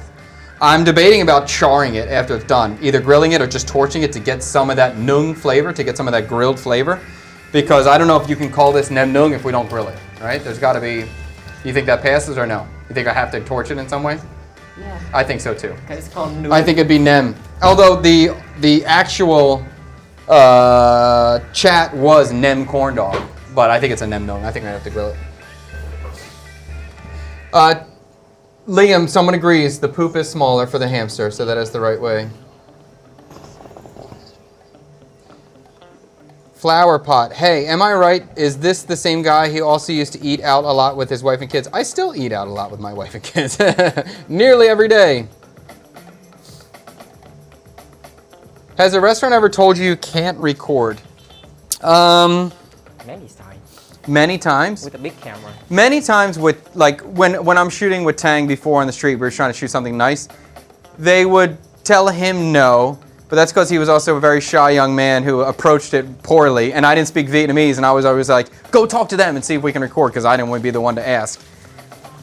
I wouldn't say it's been a big problem, but I also, when I'm shooting by myself, I'm very discreet.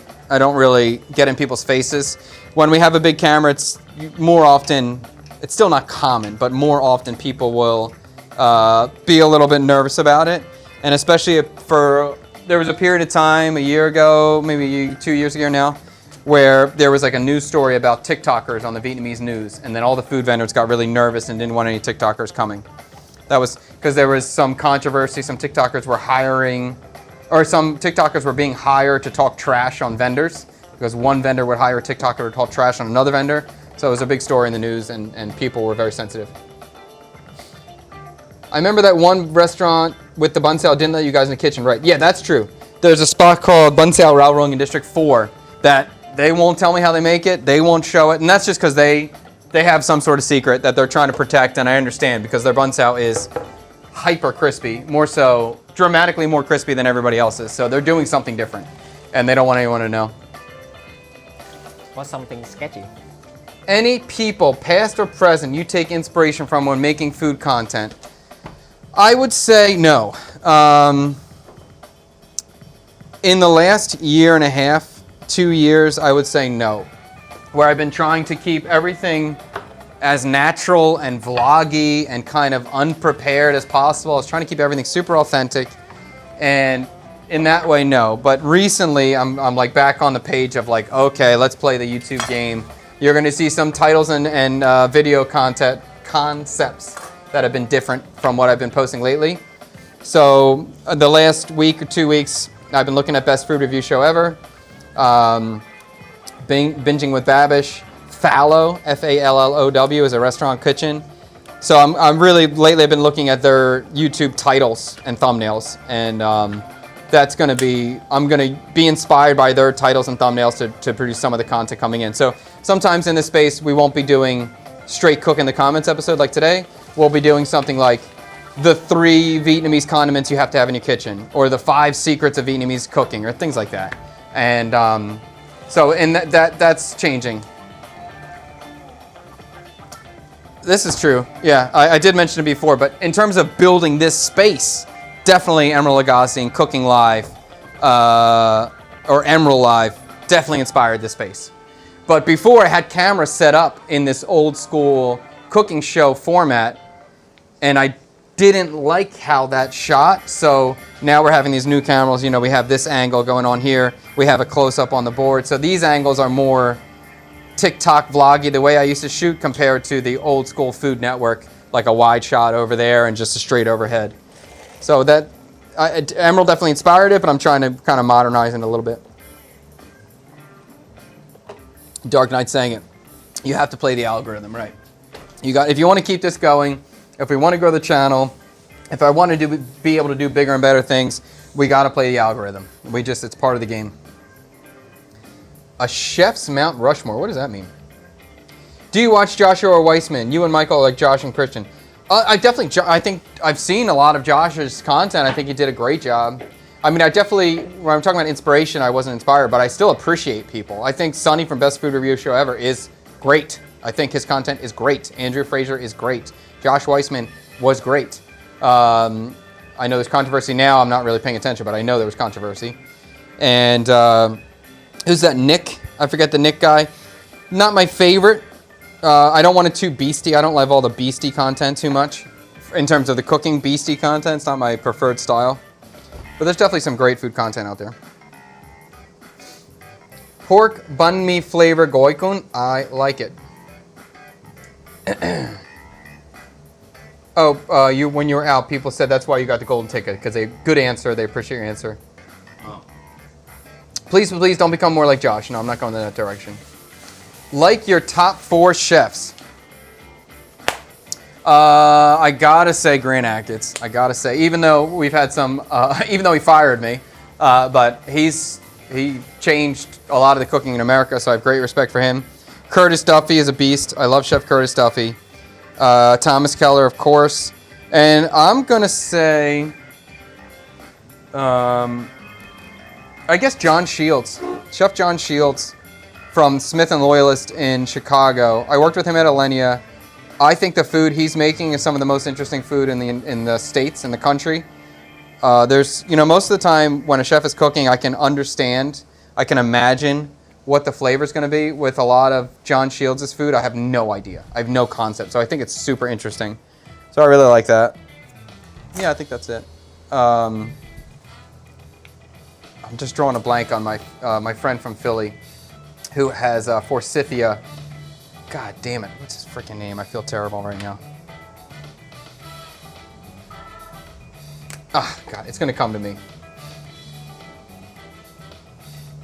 Oh, Kenji Lopez is fantastic. Yeah, I like Kenji Lopez. And I've been thinking about how to get a GoPro shot. It's easy. I like the GoPro shot. I like the action cam shot, this thing, or on the head. But I want to figure out how do we do that live. How do we get a camera on my head and work that into the stream? If we can figure that out, I would love to have that angle available for you. Did you hang out with Calvin Boy from FKN Deliciousness? He's in Seattle now.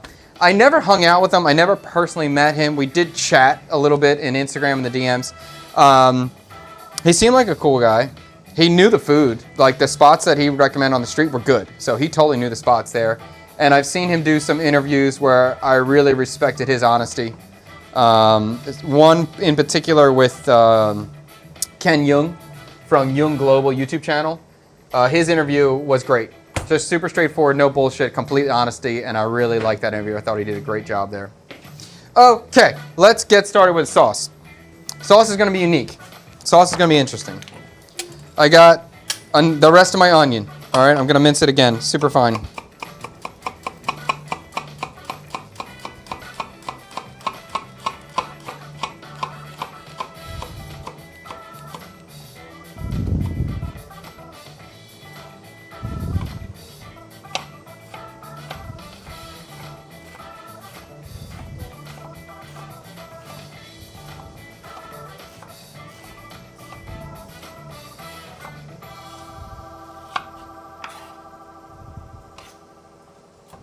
I wanted to have a lot of onion. So the sauce is going to be based upon or inspired by a corn dog, ketchup and mustard, and classic Nem Nung sauce. So in central Vietnam, in the Nha Trang area, they're very famous for Nem Nung. And the sauce they make there that is unique and hyper interesting to me is a minced pork-based sauce colored with the annatto seed, like the annatto powder we used already, and then it's thickened with sticky rice. So we're gonna make a ketchup and mustard sauce thickened with sticky rice. I think that'd be fun. I got my pot. I got my onion. I'm gonna do a little bit of garlic as well, even though I wasn't planning on doing it, but I have 1 clove left, so let's throw it in.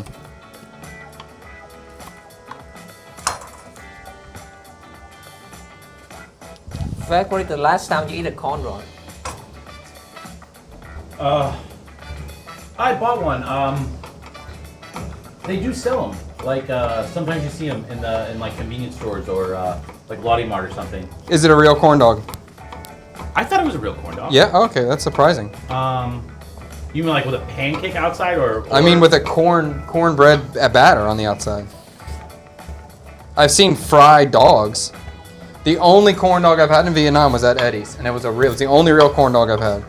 I would not say that this was exactly like a corn dog that we get back home. But yeah, it had a batter on the outside. There was a hot dog in the middle, and it may or may not have had cheese. Was it great? No, I didn't remember biting it. But I mean, you shouldn't eat those things often anyway. Yeah. But I haven't had like a real corn dog in years. In a minute, huh? Yeah.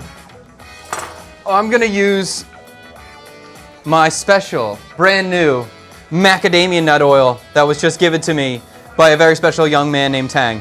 So he went to his hometown, he got some macadamia nut oil, which I'm super excited about. Macadamia nuts are becoming like the newest cash crop in Vietnam. And a lot of the coffee farmers, a lot of the coffee farmers just transferred their crop areas to from coffee to macadamia nuts. So this is it's going to be a very big product here because it just takes a couple years. All this farming stuff takes a while. So very soon we should be having a lot of macadamia nuts being produced in Vietnam. It seems like all the coffee farmers at the same time all cut their trees down at the same time and all started growing macadamia nuts at the same time. So we're seeing macadamia nuts on the shelves now, in the shell that you break out. We're seeing macadamia nuts in the shell, on the shelves of supermarkets. I've never seen the oil available, so that's really exciting to me. The only thing about this is we definitely do not want to cook with high heat on the macadamia nut oil, but I'm looking at what I'm doing. I don't expect to be using high heat, so I'm not worried. So I have the macadamia nut oil in here. I'm going to throw in my onion and garlic. Does your family use this now? Huh? My mom tried one. And what was her thoughts on it? The oil or the hot dog? The oil. The oil, macadamia oil? I think she's not gonna use it because my family only use oil to fry something. I don't think, macadamia nut oil is brand new. I don't think the people know how to use it yet. So you're saying that we can't get it hot enough to fry it? No, it does smoke. It burns quick. Oh, does it? Yeah. Chris Kears, thank you so much. Carol Kubanoff, my mom. Holy crap, it took me so long. The whole time I was stressing out that I couldn't remember Chef Chris Kears' name. Thank you, Carol Kubanoff. Thank you, Mom. Yes, Chef Chris Kears from Forsythia is probably my other chef that I freaking love. I super respect. He's a beast. God darn, I was so upset I couldn't remember. What was his first restaurant? There's only one chef. There's only one chef that I love and respect. Who is it, Golden Ticket winner? Come on, I know it. Don't say Chad. It's got to be somebody else. It's got to be somebody else. Chad Kubanoff. Oh, okay, fine. I'll take it. Yeah.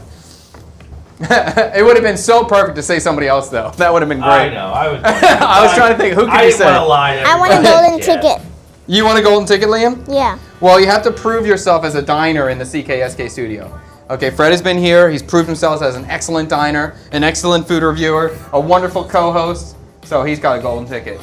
And I don't think, I mean, this is the first golden ticket that's ever been handed out in CKSK history. So to hand out 2 in one day, that couldn't happen.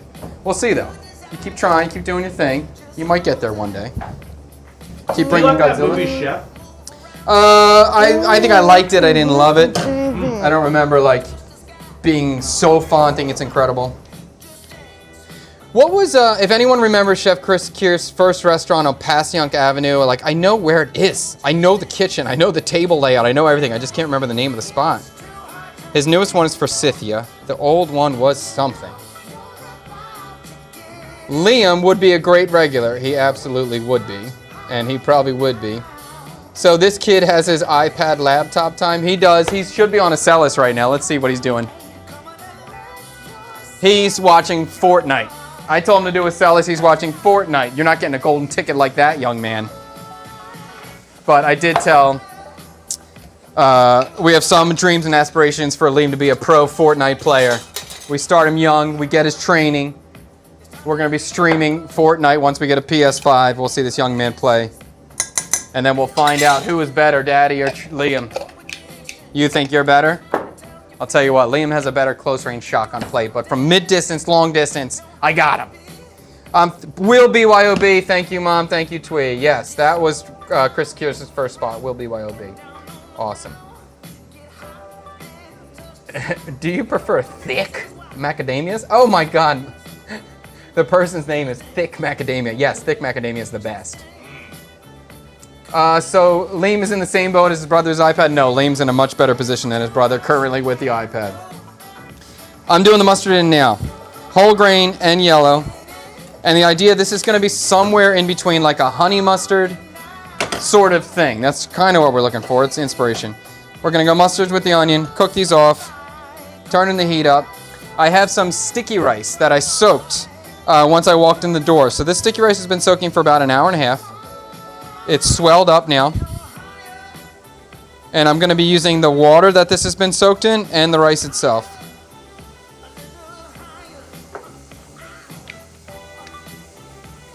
Who is this KT22222?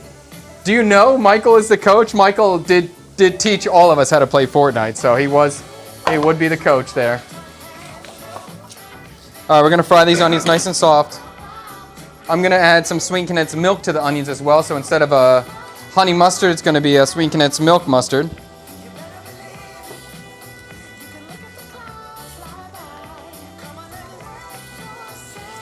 And I'm okay to have, I wanted to add this mustard and the sweet condensed milk early on before I add any liquid because I wanted to try to get some frying and develop the flavor. In the same way that people will do like a smash burger, they put mustard on the burger, flip it, caramelize it slightly. That's a little bit the idea here. I want to get some caramelization with the condensed milk and the mustard.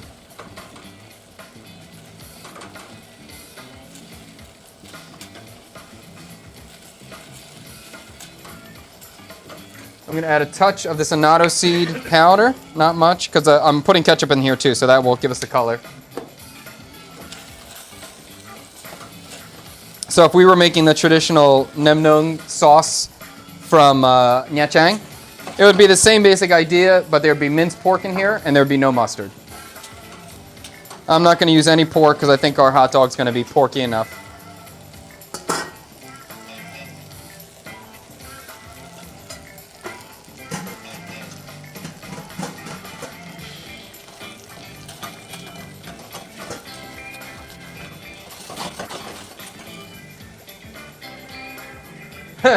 Southwest egg rolls from Chili's, but a Viet style goikun. The tacoon, otherwise soak it first. What? The tacoon, otherwise soak the rice first. Why soak the rice first? Just so it cooks faster. If in a typical sticky rice format, you would always want to soak the rice so you can get an even cook on the rice. So there's no, so it cooks completely from the center. In this format, it doesn't really matter because I'm going to puree it, but just to make the rice cook faster. You could get in a situation where the outside is cooked, but the inside's still raw. Oh yeah. We definitely we're a Fortnite family right now.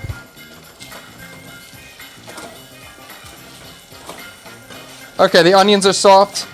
I'm getting some caramelization on the side of the pot. Oh yeah, I can smell that mustard. Yeah, the mustard's going. I'm liking that. I think that's going to be cool. All right, so now I'm going to add the water from the soaked rice. Okay. I just don't know how much rice to add. That's what I'm thinking about. We'll go with there. I can always, if I add too much rice, I can always kind of add a little water and thin it out. I think that's going to be a nice texture. This is going to be actually quite thick. I'm probably going to add some more water later. That mustard in your nose. You like that smell? It's stinging the nostrils. I smell nothing. You smell nothing? Nothing? Maybe it's too locked in right now. Yeah. I'm going to do the ketchup in here a little bit. That'll give us some sweetness to it, give us a little bit of color. There we go. And then we'll bring this back on the stove and cook the rice out.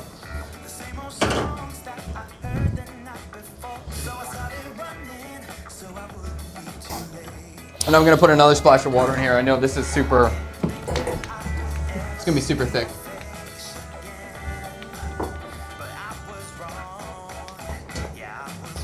Joe! Yo, Chad, I finally got to see you live. Awesome. And he's got a suggestion. Burrito-style pho tacos with pho broth consomme. It's a great idea. We've had the same kind of ball call burrito style. I think at some point we're doing a burrito style taco. Like that keeps getting mentioned all the time now. Man, I had one of those at Muine recently. Yeah? It was so good. It really was. They have these really cool spots. I hope that we get to do that. Oh, I'm thinking about next Friday, by the way. Okay. This Friday I'm going to the Macon, but maybe next Friday we can go to Muine if you want. All right, let me talk it over with the wife. Okay. Have you? I think I've talked to you about it before, but there's the W District in Thailand. It's a big space with like 20 to like 30 vendors all along the perimeter of the space, and in the center you have a bar, and you go in and you pick a seat and maybe order. I think the bar usually will have like a waiter waitress Tang, going around. cut to Fred while he's talking. Just serve drinks, but they have one like that in Muine. They have a couple of them, and so it's like a food court. But anyway, you go in, pick a seat, and they have tacos, pizza, Vietnamese, just a grilled spot, which is kind of like a little bit of maybe steaks, and also like a grilled Vietnamese pork rib. Yeah. But just go choose whatever you want, order it, and they'll give you like a stupid thing like this, like 10. Yeah. Just bring it to your table, and then they come and bring you the food. So Liam wants a pizza, I want the taco. And it's just a beautiful space with just all these options. And there's a couple of them in Muine. That's cool. Yeah, it's great. I love it. I'm glad to see it in Vietnam. I didn't think that there was anything like that. First time I went was in W District in Thailand, and I absolutely love that spot. That's cool. It's so fun. Such a great night spot. Shipwreck. Is there a reason why Laughing Cow cheese is such a monopoly of the Vietnamese cheese dish economy? Yes, because it doesn't have to be refrigerated. Yeah. And it's like during the war, it was like part of the ration, and it didn't have to be refrigerated, so it was the only cheese that would work, and it didn't melt in the heat. So it was the only option, the only choice, and it became having it be the only choice, and having there being calcium issues. Parents always wanted their kids to eat a wedge of it, so it just became something that kids grew up on, and now it's ingrained in the culture at this point. Okay, I'm gonna remove the corn dogs, or the Nem Nung dogs at this point. Whoop, keep that fire going. Kill that. Take these out. Is that next Friday set? Huh? No, it's not set. I was just talking about it. Okay. And it definitely is very, very, Likely. very, very possible.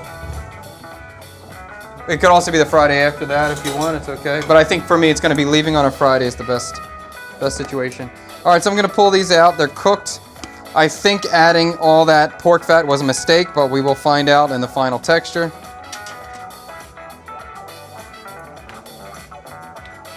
Oh yeah, he slipped out.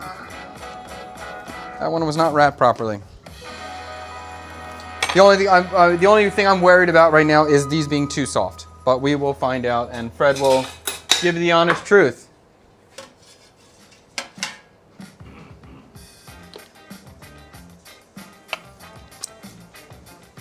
All right, I'm gonna put these. in some water, help them cool down quicker.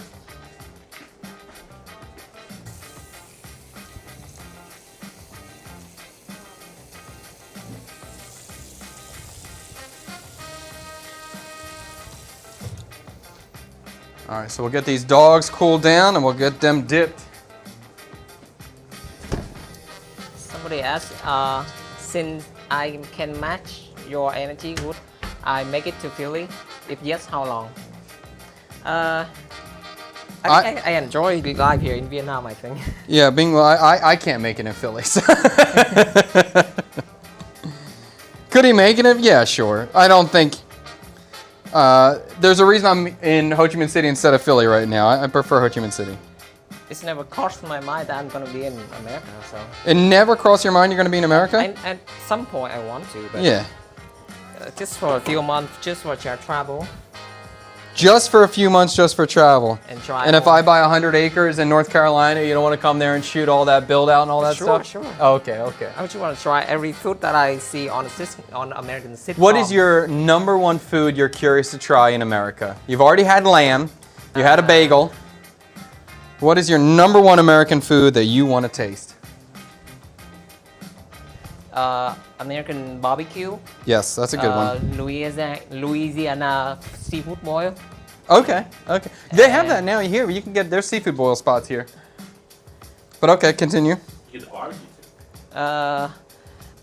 Original McDonald's or In-N-Out burger or something Okay, like that. yeah. McDonald's here is different. The fries here suck for some reason. I was so upset when I went to McDonald's here for the first time and the fries weren't good. I was like, what the hell, man? Go ahead. Maybe try some Vietnamese food that. Oh, you want to try Viet food in America? In California. Yeah. And people talking about, see how they're different. Yeah. Yeah, that would be fun. Yeah, that's all I can think of right now. Yeah. All right, so we're letting these dogs cool. The Nem Nung dogs cool.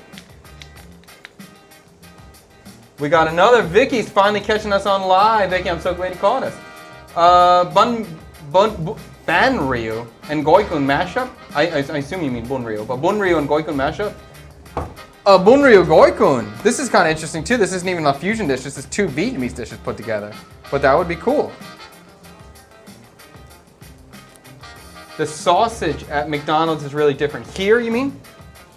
Like a breakfast sausage? Because here they also have like a sausage patty burger. That is the only time I want to get McDonald's here. When? For breakfast. Do they have real breakfast here? Yeah. Oh, I've never had breakfast Breakfast here. sandwiches. Oh, yeah. You can get an Egg McMuffin? Yes. And it's a real Egg McMuffin? Yeah. Whoa! Yeah. I didn't know that. We did her family, my wife's family's house for Tet, and so we were gone like 3 or 4 days. And it was all Vietnamese food, a lot of chicken. And we came back really early in the morning, and the bus stopped right next to the McDonald's over there in District 10, near our Ban Can Gate. And I was like, baby, come on. Little Wow. McDonald's breakfast. She doesn't like it. I But don't I'm care in. if anybody else Yeah. likes it. I'm just excited I can get that. I will get that. That's the only time I want it. But Cayman's saying the sausage McMuffin is different. The Maybe sausage, they use the sausage for like their burger patty sausage, which would piss me off. I have been here so long, Oh, I have no bummer. idea. I have no idea what the original would taste like. But Because if I get it, I'm going to get a sausage McMuffin. That's what I'm going to get. I think it was fine. For me, it was okay. They have a chicken one. They have a chicken breakfast sandwich I really like. Fried chicken? Yeah. Chad, can you make a tavern sandwich in Vietnam? I think Tang should try. What's a tavern sandwich? You know what a tavern sandwich No is? idea. Chocolate sandwich. A sandwich that you eat at a tavern. Mug spoon. Fred, when did you get here?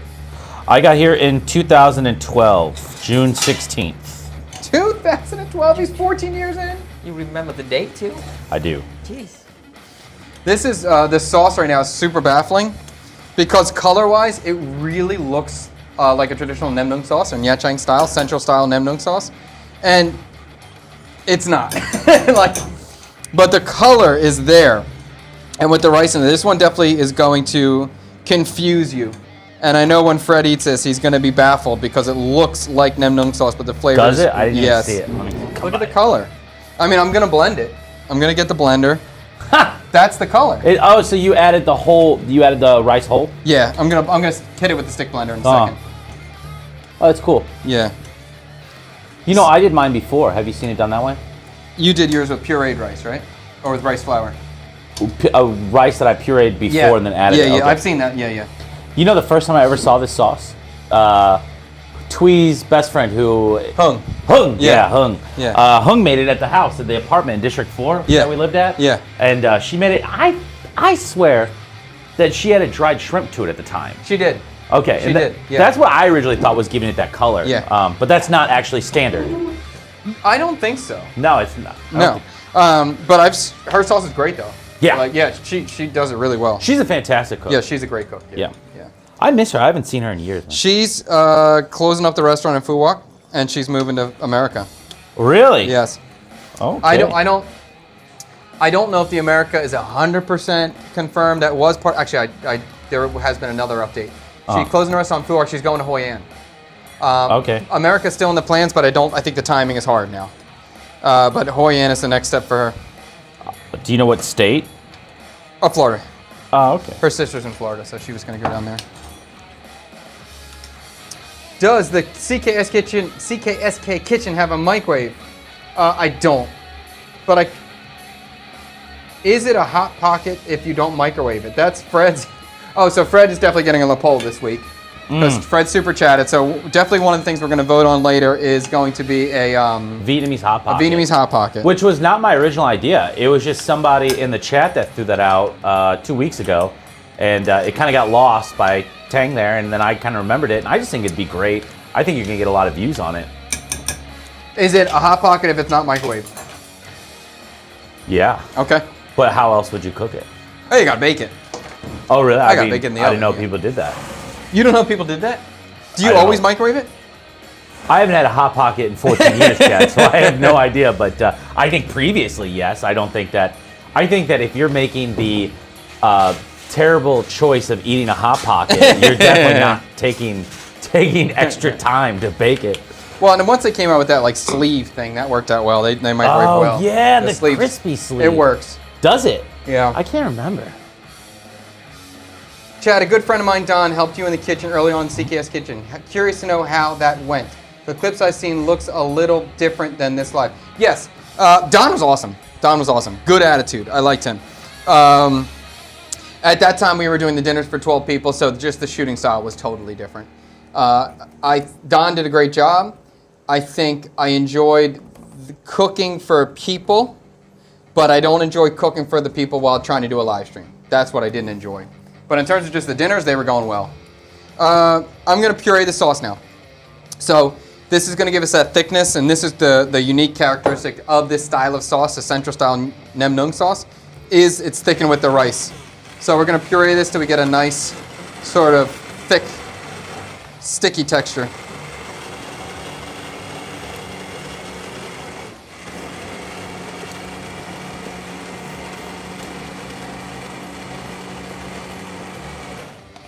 Thick, like your macadamia nuts. Yes, it looks good.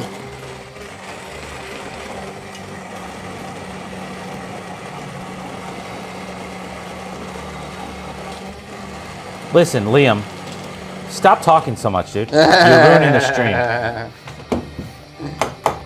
Do I have a busser today? No I'm joking, busser. buddy. Tree was being a butthead yesterday, so I kicked him out for today. What do you want? I was so bummed out because Tree really was having a little bit of a rough moment last night. So I told him he's not allowed to come in today. But that just hurts me because now I don't have a dishwasher. Then I was like, maybe I bring him in and I don't pay him. Maybe that was the other thing. But then he's a slave. I can't do that. Why we have kids. I thought that's my plan. Well, that's what we do, but we just don't say it on stream. Oh, my bad, guys. We can't say it on stream. My daughter will totally get an allowance for doing dishes. Yeah.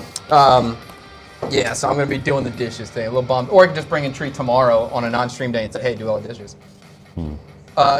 Joe is saying that there's no more sleeves on Hot Pockets.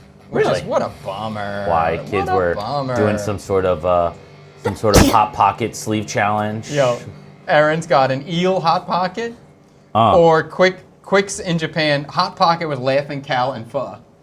Oh, that's interesting. That's A probably lamb really good. Laughing Cow Hot Pocket. Sanctuary. People are throwing out the Hot Pockets now. I like Man, that. I like the Laughing Cow pho combination in there. Laughing Cow and pho? Yeah, I bet that would actually really be, because you know what? Actually, where my mind really thinks is the Sorry, Cindy Tran's just throwing out a durian Pop-Tart. I like that idea. I think that's a cool idea. I like that. Durian idea. Pop-Tart. Yeah, I think That it's a does sound cool good. idea. What's the Vietnamese name for the dish with the beef wrapped around a piece of green onion and the laughing cow? What's that called? Coon? It's have a coon something. Bal Coon Phô Mai? I think Bal Coon Yeah, Phô Bal Mai. Coon Phô Mai. But there's another name for that dish too. What's Now it? that Bal Coon Phô Mai sounds like a hot pocket. I mean, Yeah. Yeah. Okay. Texturally, how do you sign up for CSK? There's no sign up right now. I'm not letting, it's not open to the public at the moment. It will be, once we kind of lock in this stream and I'm comfortable with everything, we'll start bringing in viewers, fans.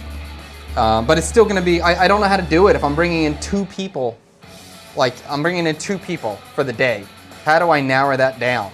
You know, is it a drawing? Well, if you have any ideas how to do that, send us a DM on Instagram at CKSK or at my page, and we'll try to figure out some way to make this happen.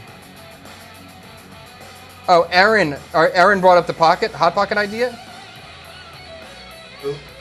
Aaron Van Blair, I think, brought up the Hot Pocket idea because you said it wasn't your idea. John Welker, hey, in that chili jam, was the vinegar used rice wine? I did use rice wine vinegar, but you could use any vinegar you wanted to in any way. I would avoid balsamic unless I was specifically serving Italian food. I would try to stick to a more neutral vinegar, whether that's rice wine, white, apple, cider, even white wine. But you could make it with anything. You just have, if you used a stronger vinegar and flavor, it would limit where you would put it, you know? But you could use anything. What was the question, to use the vinegar where? I made the chili jam. Oh. Did I use rice vinegar? I used rice vinegar. All right, I like the texture of the sauce a lot. I think the texture is like great, perfect, actually. The flavor is not great. We're gonna fix this. So it's a very bizarre. The rice is nice in there. It gives it a richness and a body to it. And it's actually really surprising to me how quickly that rice cooked. But the texture is cooked. You know what? I just tasted it and I forgot what it tastes like. So let me get one more.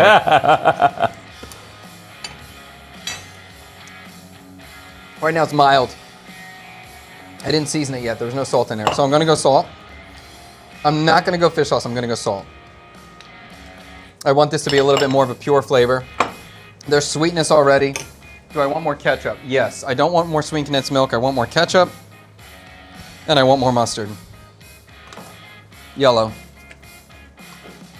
If I had another clove of garlic, I would grate in a clove of raw garlic right now. I think that would be nice in here, but I don't have it.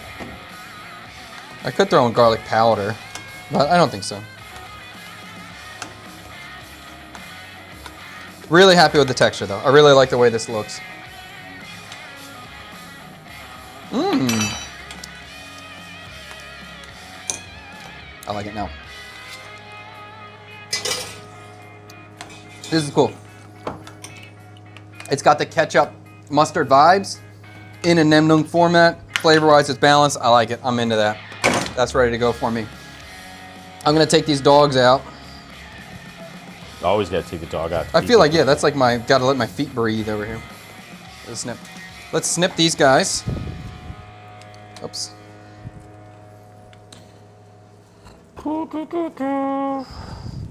I'm gonna remove these out of the plastic wrap, and I kind of want to drain all the excess moisture as I drop them into the water every single time, but that's okay.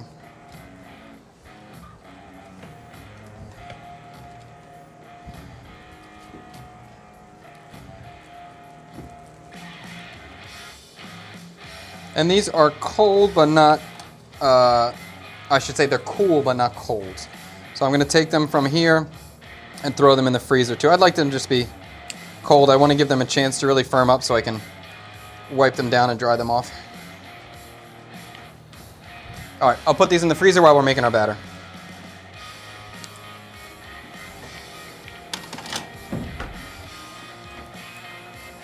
Okay.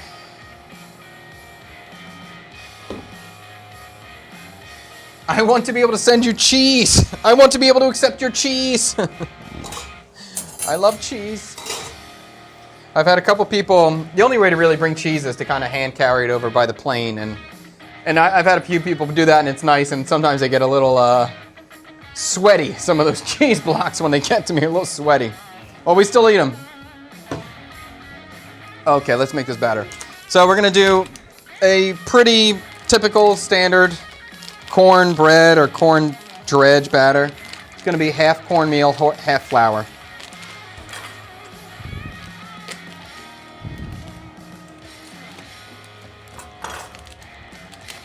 So we're gonna do I'll scale it out.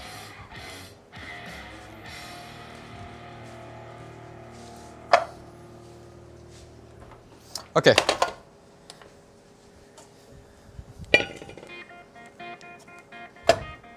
We're gonna do about a cup.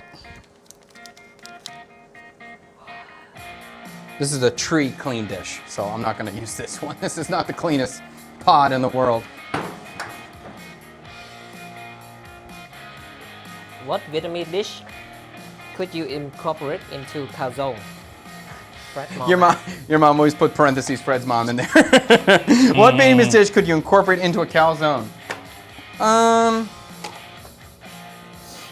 There's a lot. I'll tell you the one that I'm thinking of immediately, which you're not going to like, because I know your palate now, would be like a stuffed squid. It's squid stuffed with pork, braised in a tomato sauce. And I think with the tomato elements and the squid in there, we could make a calzone that could work. I know that's not your palate at all. Meatball again. Her first time having squid ever was here at the studio space. In a meatball. But that would be my natural instinct or my first instinct right now. All right, I'm gonna go, I'm trying to get about a cup of cornmeal, which I think is around there. And this is 150 grams of cornmeal. And I'm gonna go the same amount of flour. This one, the all-purpose flour. Can I ask you something that's slightly Controversial? Go for it. It depends on the controversy. Go ahead, be careful. They recently in the news, they busted a place that was selling tons of wheat noodles. Am I not allowed to say that? Go ahead, I don't hear about it. Yeah, it was a lot of wheat noodles, and they're putting some sort of chemical on it. I don't know what it was. Yeah. But it seems like a lot of those things have been coming. I feel like Vietnam is doing a good job of cracking down on those things recently. Yeah. How do you feel when things like that come up? Not cool. Yeah. Do you feel any concern because you're feeding your kids? Yeah, and all of that. And so it's not just, like for me, like my daughter's now starting to eat things. And Yeah. I just thought about that when that came up yesterday. I'm like, Yeah. man, like Well, I eat the wheat noodle all the time. I love meat. What That's my wheat noodle go-to is it? breakfast. Do you know? Meat. Like just the fresh ones? Like a mi wonton. Yeah. That's not cool. I didn't know about that. Tang just told me one about a pate Tay.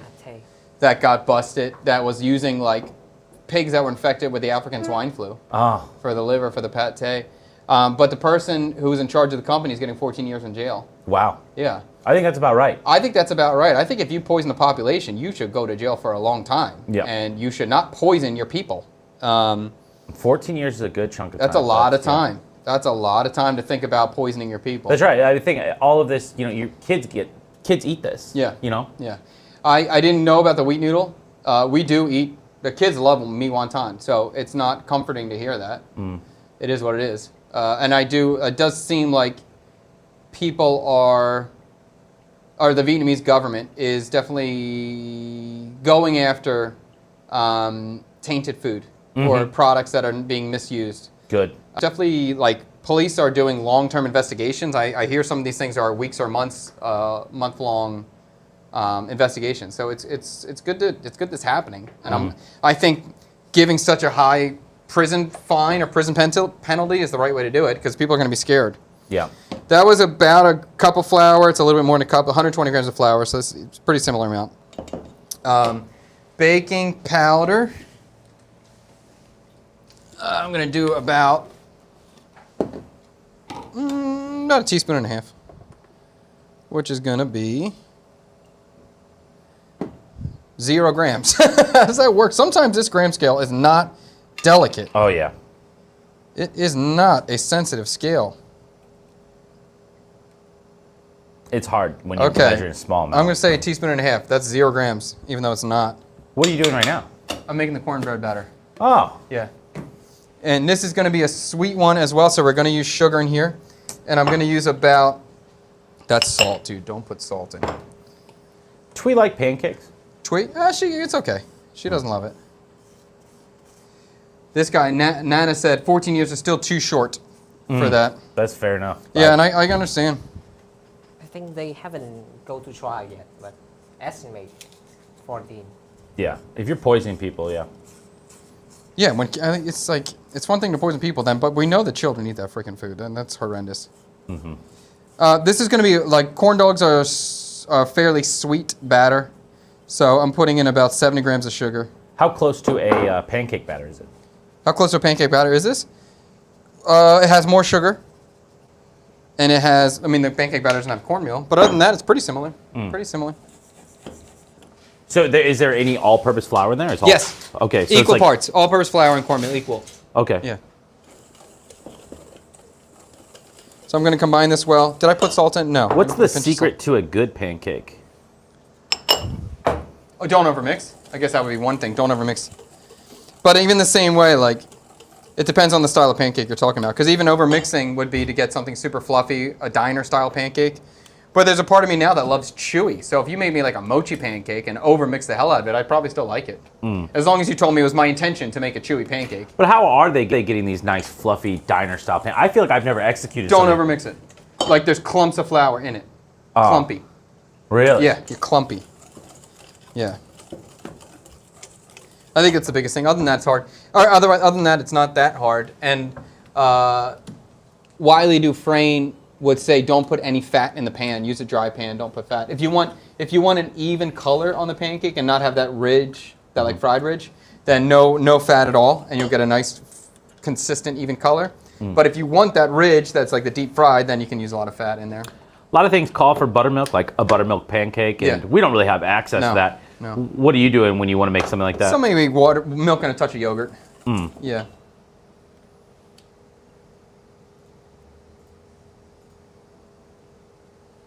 Plan on putting chinsu on top at the end.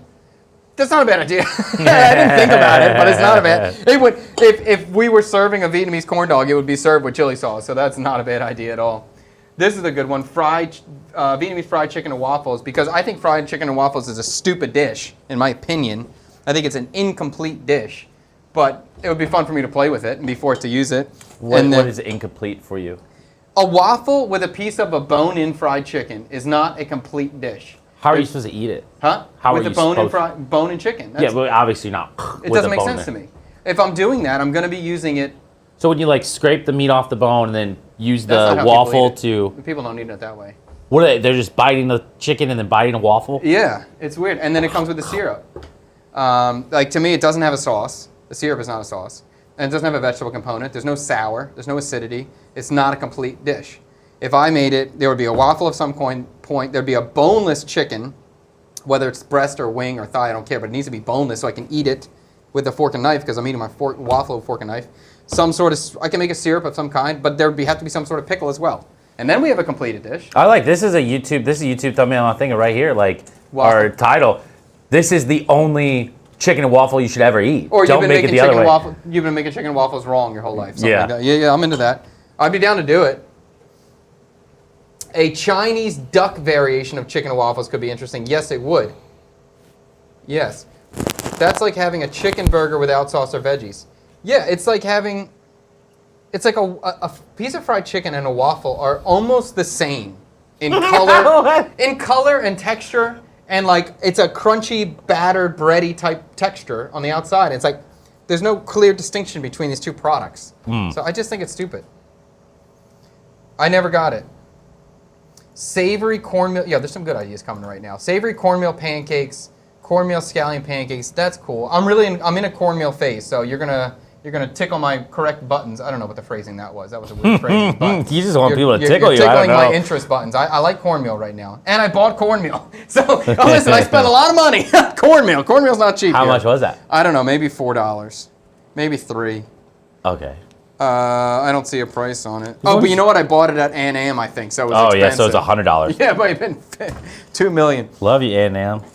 Okay. My dry mixture is good to go. And what else am I adding? I'm going to add egg yolk into this. I'm going to add an egg.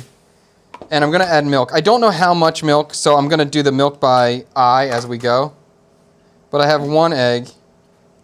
I'm a little bit distracted. I forgot. Is there anything else I'm adding to the wet part of this? I don't think so. Are you quiet because your daddy told you to be quiet? Or No. He's just quiet. Is he watching Fort right now? So you're the opposite. Is he in Fortnite? He's just locked in. You're the opposite of Tree right now. Yes. Just at this age. Yeah, and not just this age, any age. Tree and Liam are almost the same weight. And Tree pissed off Liam yesterday, and then Liam slapped him in the back. Oh, don't do that. That's fight. Here's a good chat question. Here we go, chat viewers at home. Tree can be incredibly annoying, and Tree really annoyed Liam. And what do you think Liam should do if Tree super annoys him and is super mean or rude? Like, punch him, fight him. Right, that's what I think. Not slap him in the back.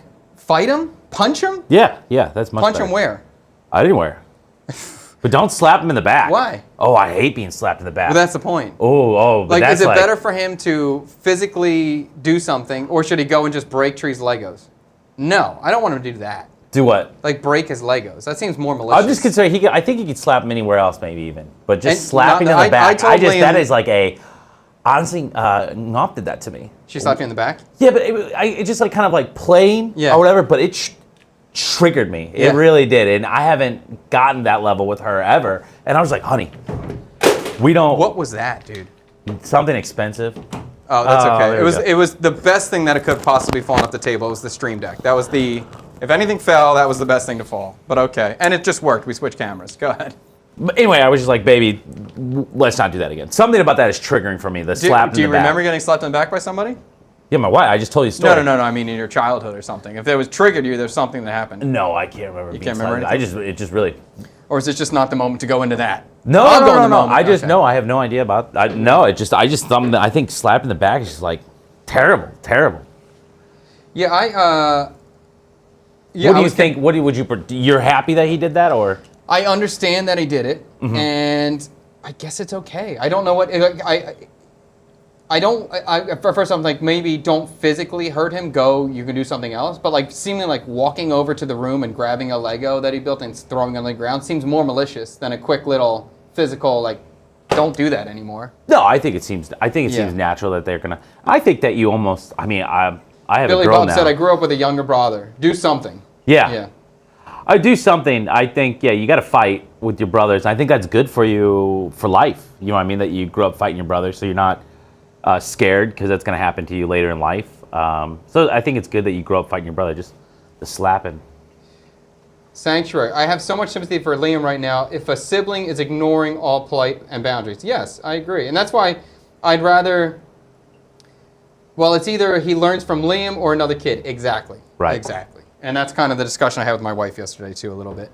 And I don't want Liam to be a pushover, too, so I'm happy he kind of stands up. Let's move on. Okay. But I one quick question. Did you and Jared fight? I don't remember fighting that much.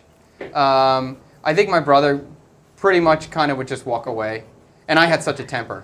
And we had 5-year age gap, so there was a lot of separation. We weren't that tight as things developed. I don't remember my brother ever really beating me down. Mama Kubanoff, if you got stories, go ahead and chime in the chat with those stories. Carol, if you're still in there, if there's any moments you remember. I remember my brother kind of not wanting to deal with it. Because I think I would just freak out. I think I had so much anger. You just take it over the top? Yeah. I don't remember really hurting him. And I don't remember him hurting me. I remember just being angry. And I remember, like, if we were playing a video game and I freaked out, I think he just left. I think that's kind of what happened. Parenting master class right here. Talking about Liam right in front of him. I talk about Liam all the time. I talk about Tree all the time. I talk about him all. We're a very open and honest family, and all of our discussions are straight up, and I want to keep it real with them. I don't lie to them in any way. Okay, so I have 1 egg in here. I'm going to add milk that's old. That still smells okay. And I'm going to start with less than I think, because this batter should be thick. So I'm going to go 70 grams of milk to start. We'll mix it up, and we'll go for it.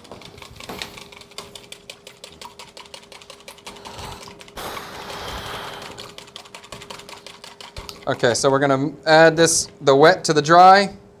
Standard kind of batter procedure. I remember I had a baking powder already.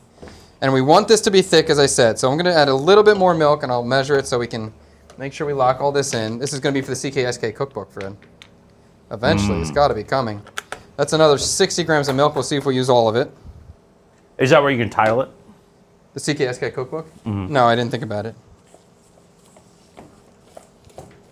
More than that. Let's do the other 23 grams. So now we're, whatever the first amount was, plus another 60. And where are you getting this recipe that you're pulling off your head? I'm pulling it out of my head. But in general, I mean, it's basically half cornmeal, half flour, some egg, and milk to get the right texture, and baking powder. That's why you're measuring, or you're measuring it so you don't have to remake it for the cookbook? I'm measuring it so I can document the grams that I'm putting in. Okay. Yes. Smart. Yes. And I think this is going to be pretty close. If I can get a spatula, good. Let's see. Oh no, I had a little red on there. Oh crap, that's okay. Now, just trying to get the thickness right. I want to go a little bit more. I'm probably going to add another 20 grams of milk. Let's see. I can't. Every time thick now, it's thick macadamia, baby. Thick macadamia? Thick macadamia. You've made an impression on Fred. Thick. All right, and we are right there. We're about 5 minutes away from frying. Okay. All right, so I feel like this thickness is probably pretty good. It's thick, it'll cling, but it won't be too thick. All right, and the secret, or one of the good techniques with this is we want to put the batter in a cup. Do I have a better cup? Maybe, maybe not. Yeah, let's do it in here. I think this will be better. I think I'm going to have another beverage from our sponsor. Fred is a fan of vanilla Coke. He loves vanilla Coke. Vanilla Coke Zero. Oh, I'm sorry, vanilla Coke Zero. Yeah, I can't. Let's do this Vanilla one. Coke. Let's do it in here. All right, so we're going to put this cornmeal batter into a cup so we can get a good dip. Although I'm not going to fill it up all the way because it's going to overflow if I fill it up all the way. Have you ever done this before? No. Okay. Yeah. Did chat know that? No, I don't think so. Chat, this is the first time. This is first time. Everything's Let's first go. time. Well, you could have made corn dogs. Feels like the first time. So never made a corn dog. No, we need music though, dude. That's me. Oh, I'll take care of it. Let's do some. What do you got? That. Whatever is the first thing that you Yeah, can the first find. song that I click on. I gotta make a new. I gotta tighten up my Epidemic Sound track that I like. Okay, cornmeal's in the cup. Let's do it.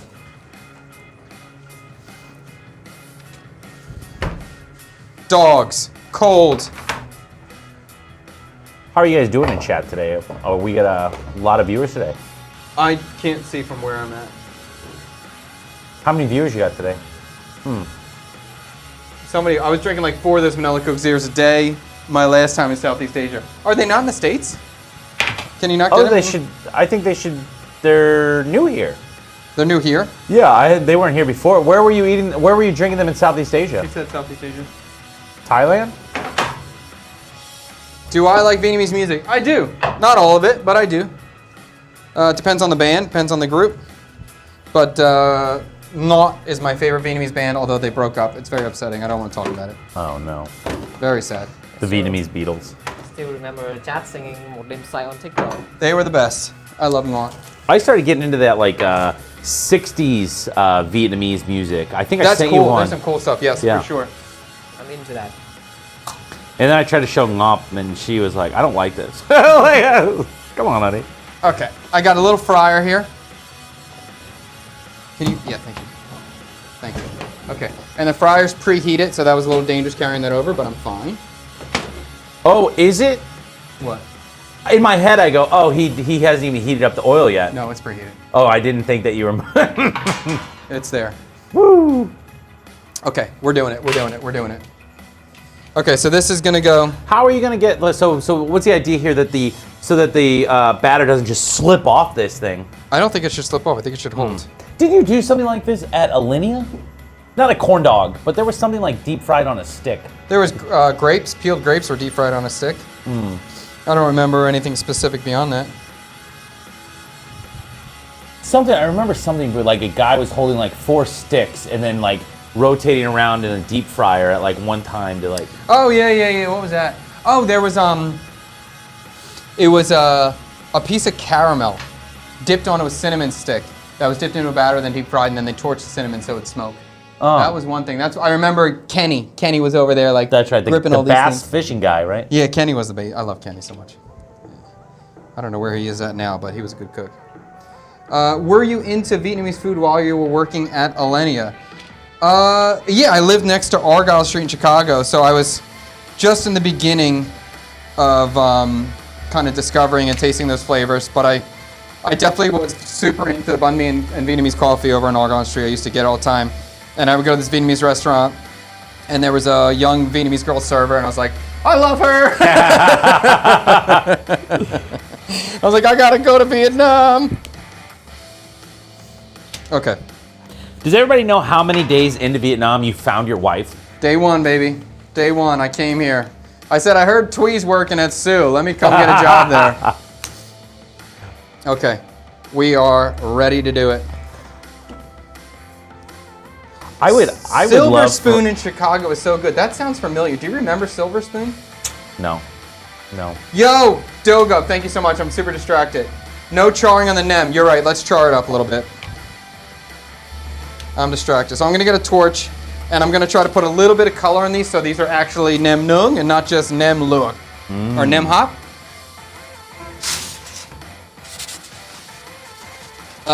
Here we go. So nung means grilled, so we better grill these frickin' things, right? Let's get a torch. Let's develop some color and get some of that flavor, some caramelization going on. Thank you so much for pointing that out. I appreciate it. I would have failed.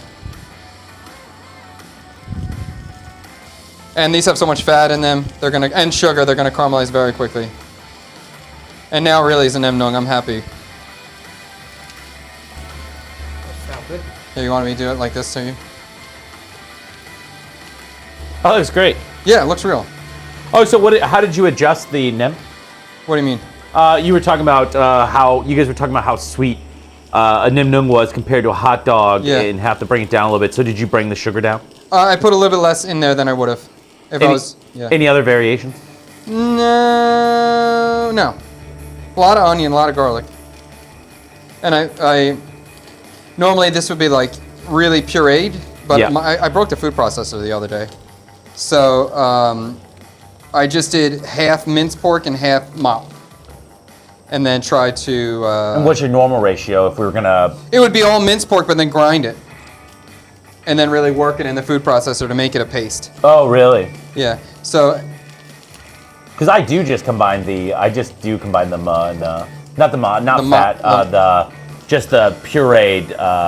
the pureed pork. With minced pork? Yeah. Yeah, I tried that for a couple things, and I do like the combination. I like the texture. You know, kinda get the my best wife of both will worlds. just use that for cam sometimes, and it is quite nice just to mix it up instead of ground pork. The mop? Yeah. I did it yesterday with pumpkin soup. I used mop instead. And I like it. It's cool, and the kids eat it. Yeah. And then the kids eat more of it. Oh, they eat it more. They like the mop. Yeah, it's just has a nice bouncy texture. I know, I love it. It's weird that... Liam, do you like the mop? Remember the pork paste, the little meatball? How about yesterday when we had the pumpkin soup? Oh, that? You remember the little meatballs in there? Yeah. See, it's weird that he will like that, but he won't like Jack. I don't get it, but whatever. Liam eats so well for most foods, it's just weird. Some like normal kids' food he doesn't like. So I don't get that. Hold on, I'm sorry guys, let me get a nice hook for my short maybe. How about Ty, give me this. You guys will not believe what we're making. That's it. You've never seen this before. Okay.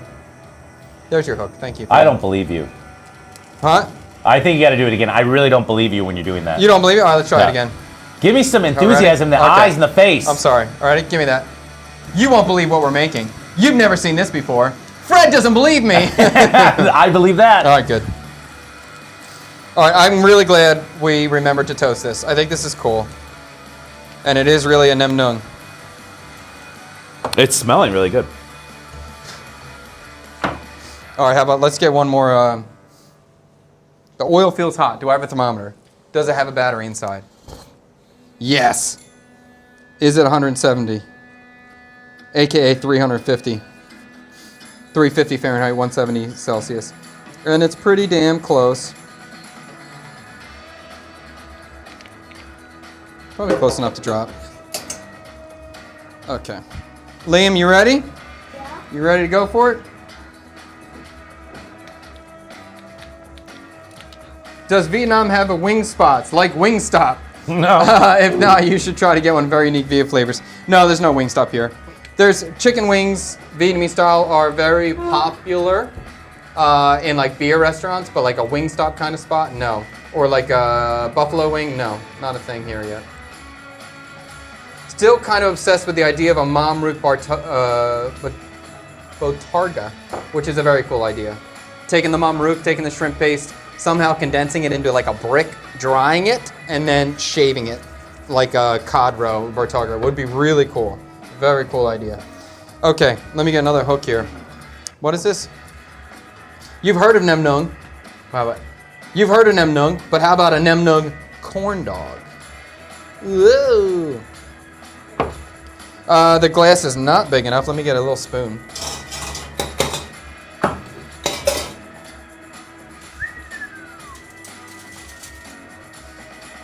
Okay, here we go. Oil's hot enough. I'm just gonna grab a little bit of this corn batter and make sure I get the top of it.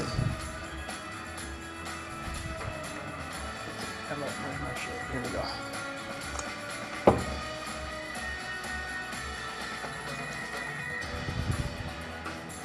Okay, and we're gonna pull this out and we're gonna go right in the oil. Oh my God. Yes. Amazing. Okay, let's drop it. Woo.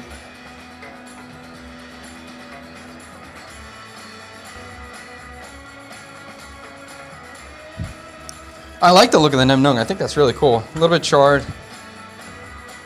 I'm very nervous because I'm going to fry 2 at first, and then I'm just going to hand this off to those 2 judges over there, and then I'm going to have to wait a few minutes till I get to try mine. So it's going to be complete mystery until I get to taste mine too.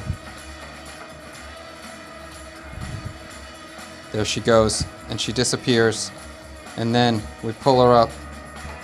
Ooh, that looked good. Okay.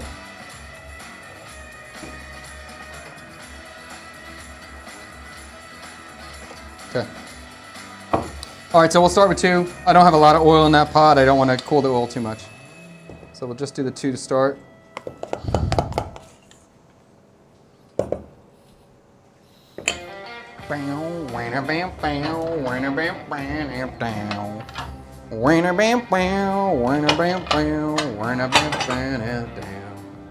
It looks delicious. It does. I agree. Looking pretty good on that first one. I agree. I'm pretty happy with it. It looks pretty good.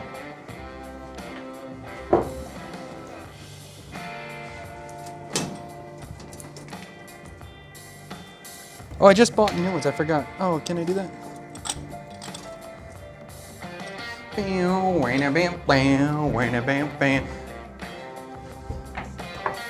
I want to try to get to the wide so you can see Tang. Look at Tang on the table. My goodness, what a lunatic. Okay, but we're in. That's okay. I appreciate your effort. Could you do this corn dog with the Bangkok batter? Yes, yes, you could. You'd have to make it a little bit thicker than a typical Bangkok batter though, but yes, you could.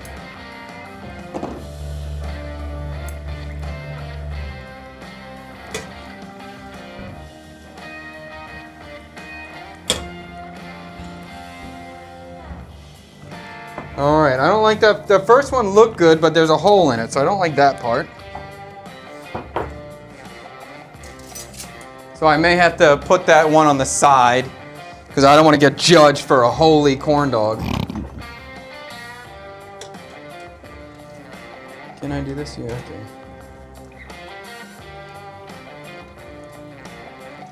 I turn up the heat a little bit. A little cool. Oh no, it's splitting. Crap. Why is it splitting? Why is it splitting? Maybe there is too much moisture. No, these feel good now. Like, I like the texture of these. Maybe there's too much fat on the nem nung.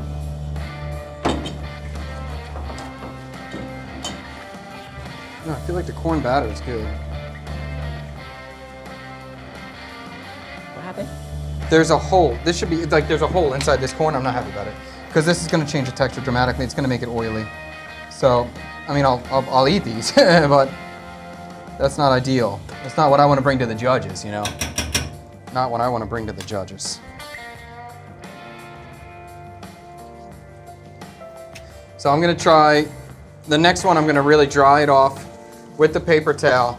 Fry hotter, yes, M&M. The oil's going up. Yeah, the temperature's up, and I'm just really trying to get all the excess oil on this.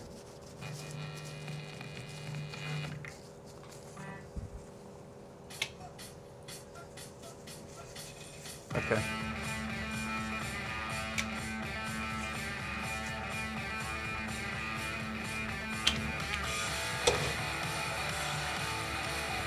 Color looking good.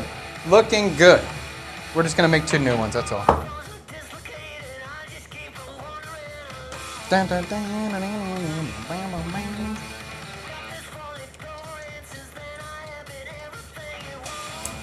These are gonna be fat corn dogs, dude. I'm really excited to have this corn. This is what makes this channel informative. I just learned something. What'd you learn? But I'm glad to hear it. Have you had a cooking fail? All the time. All the You time. just had one. All the time. And It just happened. And like when I was younger, I failed extremely all the time. And because I was not afraid to fail, Oh, I that failed. looks cool though. I know. Oh, it's cool. It's just that side. Oh See yeah. that? Yeah. But I'm gonna make 2 more. I think the next one, I think drying it off might be the secret, because I don't want to make the batter any thinner. I think the thickness is Did you good. say drying it off, drying the nim nung off? Yeah, I rubbed it because after I torched it, the fat came out of it because it kind of sizzled. Oh. So I want to try this next one. I dried all these off. We'll do another dip. You ready for the dip? You want to get another B-roll shot or whatever you want? Look at that, chat. What do you think, chat? Oh, sorry. You ready? So there should be like a server manager icon and the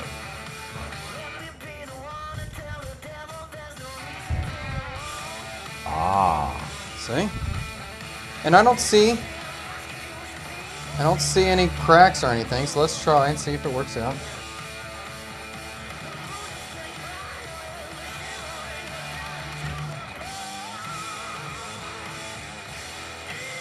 Finished product. Ow! Oh, I dipped my finger in the freaking oil. Ow! This is not the display pieces. Here, turn it over. There we go. There's your display. Wow, what a Yeah, but beauty. what do you think, chat, on his first batch? 1 out of 10. How's it look? Wow. Not bad. I'd give those a solid. Those look like a solid 8. It looks like a fat corn dog. You give me this, Yeah. I'm like, yo! That's cool. I'm gonna wonder what it's stuffed with because it looks I mean, fatter the than color normal. on the outside Oh, the color visually good. looks so Yeah. beautiful. It's great. It looks like a perfect corn dog, man. 100% Athenas. This is my backup. If this one doesn't work, if I do get another hole, the next step would be to roll it in a flour. So 100% I'm on the same thought process. Very good instincts. What did he say? Roll it in flour. Roll the The- dog in flour. The nim? Yeah, Uh huh. to help make the batter stick to it. Hopefully. Oh. I mean that's my thought too. So you And- get some real cooks in the chat there. Yeah, there's some cooks, but actually now there's another hole in this one, but I realized it's stuck to the bottom of this burner a little bit. So that could be the solution too. I just need to hold it in the oil for longer before I let it go, which I tried to do, except I dipped my finger in the oil, and by instinct I let go. You have to, I yeah. should have just held tighter. Should have not been a bitch and just held on. Yeah, you got to make sacrifice here. Yeah. When cooking a corn dog, they cook them vertically so they brown all at once.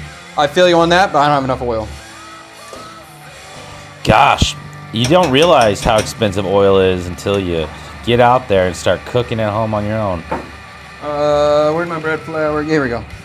All right, so the next one we'll try to roll it in flour too and see if that helps us with this situation. We talked a little bit about oil before when it came to dressings. I asked you that one night at one of the dinners. What'd you ask me? Oh, I was asking you about like kind of your preference. Like when I was a cook, a lot of times in the kitchen we'd Sam, have. can you cut to me just so I can show that I am? This Oh, next that's one cool. is getting rolled in the flour. Because this should help the batter stick.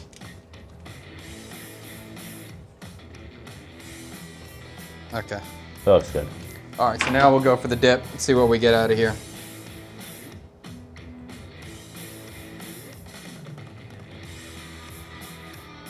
Oh. It's falling off. It's okay.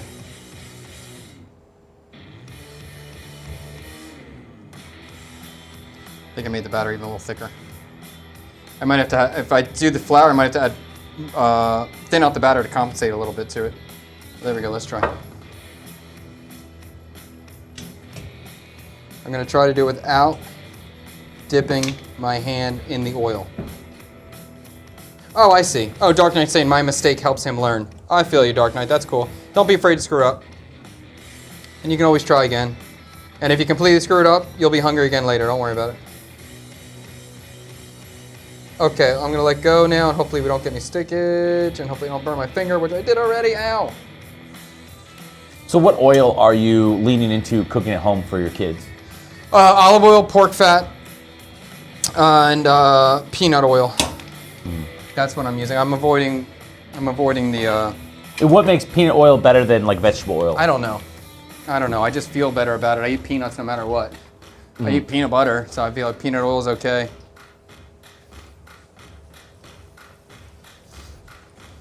But it's, yeah, I definitely, I use a lot of pork fat now. I was wondering earlier with the macadamia oil, when you said the macadamia oil doesn't have a high smoke point, but peanut oil does. Yeah, peanut does, yeah. So I was just curious, I wonder what the... I don't know, something with the fat difference, yeah. Peanut oil is a high smoke point, macadamia. I haven't cooked with macadamia oil. This is my first time using it. But I know that macadamias are a delicate nut. The oil can go rancid quickly. Is there another nut oil that can get as hot as peanut oil? I was curious if it's the peanut oil itself or they're doing something else to it to get it to that smoke point. I think it's peanut itself. I mean, grapeseed, that's not a nut. Like all the other nuts are very delicate. And I guess, you know what, peanut's not a nut either. It's a legume. So that could be a difference. Because every other nut is very low heat. If you do walnut or pecan or something like that, they're low heat. Did your wife know any English prior to you meeting you? No, not very, very, very, very little. We did a lot of sitting around at coffee shops trying to say something and giggling, and then getting in fights because we couldn't understand each other. And there was no Google Translate at that time either. It wasn't like now where you can just type in a message, hit translate. I would love it if you would tell chat the story. And I wanted to ask you this. I didn't know if I should ask you now or... Go ahead. You first met Twee. Yeah. And you go out. Yeah. And I think your first date was vegetarian food, right? Something like that? Yeah. And she insisted on paying, right? Yes. And then what was it, the next 50 dates or something? I wouldn't say 50. You didn't pay or something? Yeah. Because you thought it was insulting her. Yes. You were so young and... Yes. Yeah. And then, what happened there? When I first got here, everybody wanted to pay. There was always this like fighting of paying. Whether that was Twee or that was just like colleagues I was working with, everyone fight to pay. And I didn't understand, I didn't come from this, I didn't understand. I'm like, okay, they want to pay, I'll let them pay. And then I also had this thing of like, I'm a foreigner, I didn't want to offend anybody, I was just trying to go with the flow.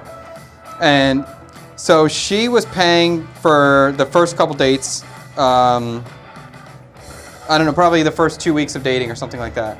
But it'd be simple. I mean, it'd be like a bowl of soup. We're spending $20K. Maybe we're spending less than $3, less than $4 for the meal. For her at that time, that was a lot of money. I didn't know at this time, but apparently, like, she was getting to the point where she had no money, and then we literally were at a supermarket, and we had to pay for parking, and parking was a dime to park. And she was like, "Can you pay for this one?" I was like, "Yeah, sure, no problem."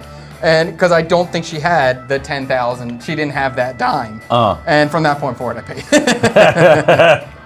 But yeah, that was definitely something I was very unaware of. I was very young, and I'm not making that mistake again. So if you're looking for a Vietnamese girl here, get ready to pay, dude. Don't let her pay. If I find that 23-year-old kid coming here for the first time, I'm going to tell him to pay. That's so interesting. Stick girl, welcome to Asian culture, yes. Oh, yeah, Andy said rice bran oil is a high smoke point. Yeah, that's true. If I'm just looking for one of like the cheaper oils to use, I do reach for rice bran more than I reach for canola or soybean. A what? Rice? Rice bran, rice oil. Oh. Why? I don't know, because I like rice and I feel like it must be healthier. What brand would I see in the store that's like that? What is Okay, well the flour one did hold up. Did the flour one hold up because it had flour? Or did the flour one hold up because I held it for a long time? I don't know. I'll do the next one without flour. Or because and it made the batter thicker in general? We'll find out. The next one I'm going to do without flour. Wow, I'm so happy with the thickness, the look of this sauce right now. This is it. Nana, let her pay once, then you pay for everything after. Yep. Yeah. But it might be like let her pay 10 times, and then you pay for everything after. Okay, so this sauce, I'm super happy, proud of how... This is so interesting. It looks so much like Nem Nung. It's insane. This looks wrong with the corn dog right now. It really does.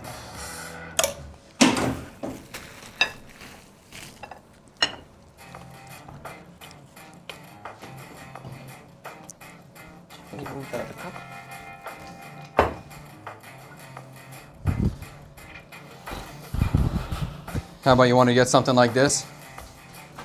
This camera. You guys aren't seeing our thumbnail shots. The Viet corn dog with the CKSK in the background. Oh my goodness, how do I get the angle? Maybe why don't you do one in the Nem Nung and one in corn dog? Okay. Huh? Is that a good thumbnail? Bunryu fish sticks. I like that idea. Oh, that's actually pretty good, Tank. What else? Is there any unusual oils you like to use in vinaigrettes? Nothing that's coming right out of thought. Two at the same time. Yeah. This side. Whoa, Tank's Closer. moving. On the same side. Closer. Closer to you? Well, closer to each other. Oh, that's good. He's just trying to get your face in focus now. Whoa! That's a pretty good shot. Okay. Okay. I appreciate all your patience with our BS over here. We're YouTubers. We're doing our thing. All right, here, young man. Oh, this is The Nem Nung. Tank gave me the don't do anything. Okay, let's go. The Nem Nung corn dog. Look at the camera. Huh? You have to look at the camera. I'll do it again. Yeah. Hoo-wee. Does that look cool? You look like you're back in America? How about... Vietnam meets America? Is that a Nem Nung in your pocket, or are you just happy to see me? No, it's a Nem Nung corn dog, baby. A Nem Nung corn dog. I'm going to try it, too. Let's try it. Oh, my. Let's try it. Do you like corn dogs? Hey, cut to them. Let's see them bite it. Kind of. Look at this. When you see it, it is big. It's a fatty. It's heavy, guys. It feels like the stick is gonna break at the halfway point. Breaking already. Yeah, look at that. You care if I move your iPad for a second? Yeah, let's get a good shot here with you eating that. So heavy. All right, what do we do? Dip and go. You can Dip? you want, you can Dip? try it without All right, dipping here we if you go. want. How are we gonna eat this?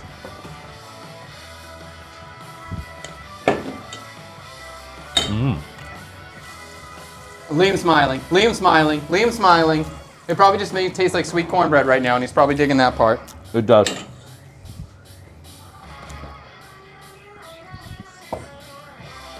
First bite, I kind of was expecting like a crispy batter on the outside, but it's quite soft. The sauce is interesting, huh? Yeah. Yeah, sauce is interesting. It tastes like a great combination of Ketchup and mustard. yeah, yeah, that's exactly right.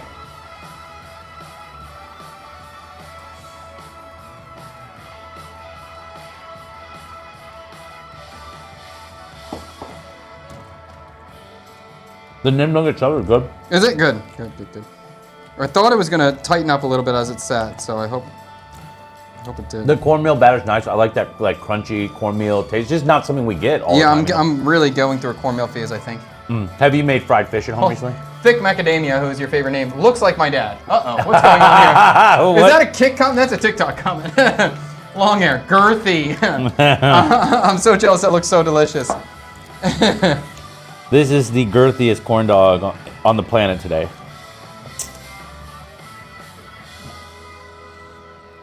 You ready? Is it good? Yeah. Thick macadamian.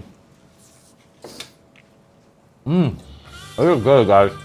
It's good. It was good, Chuck. Let me get back into old meat. Here, let's try this thing. All right, I'm in. I'm the dip. I'm excited.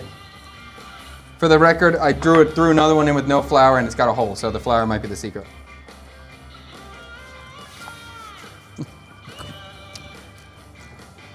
Did you dip it? Show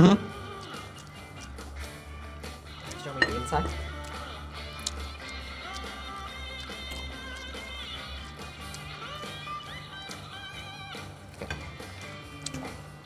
Liam, Aaron said you got to push the corn dog up so you don't get in the stick. So that stick's getting pointy, right? So you got to keep pushing it up as you go.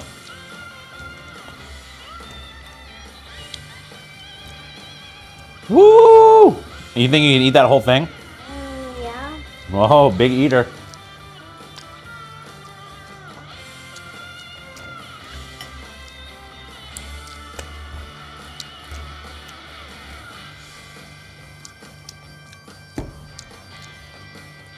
Oh, Fred's getting his number good. You guys, you number it up, talk about it, then I'll give my opinion on it.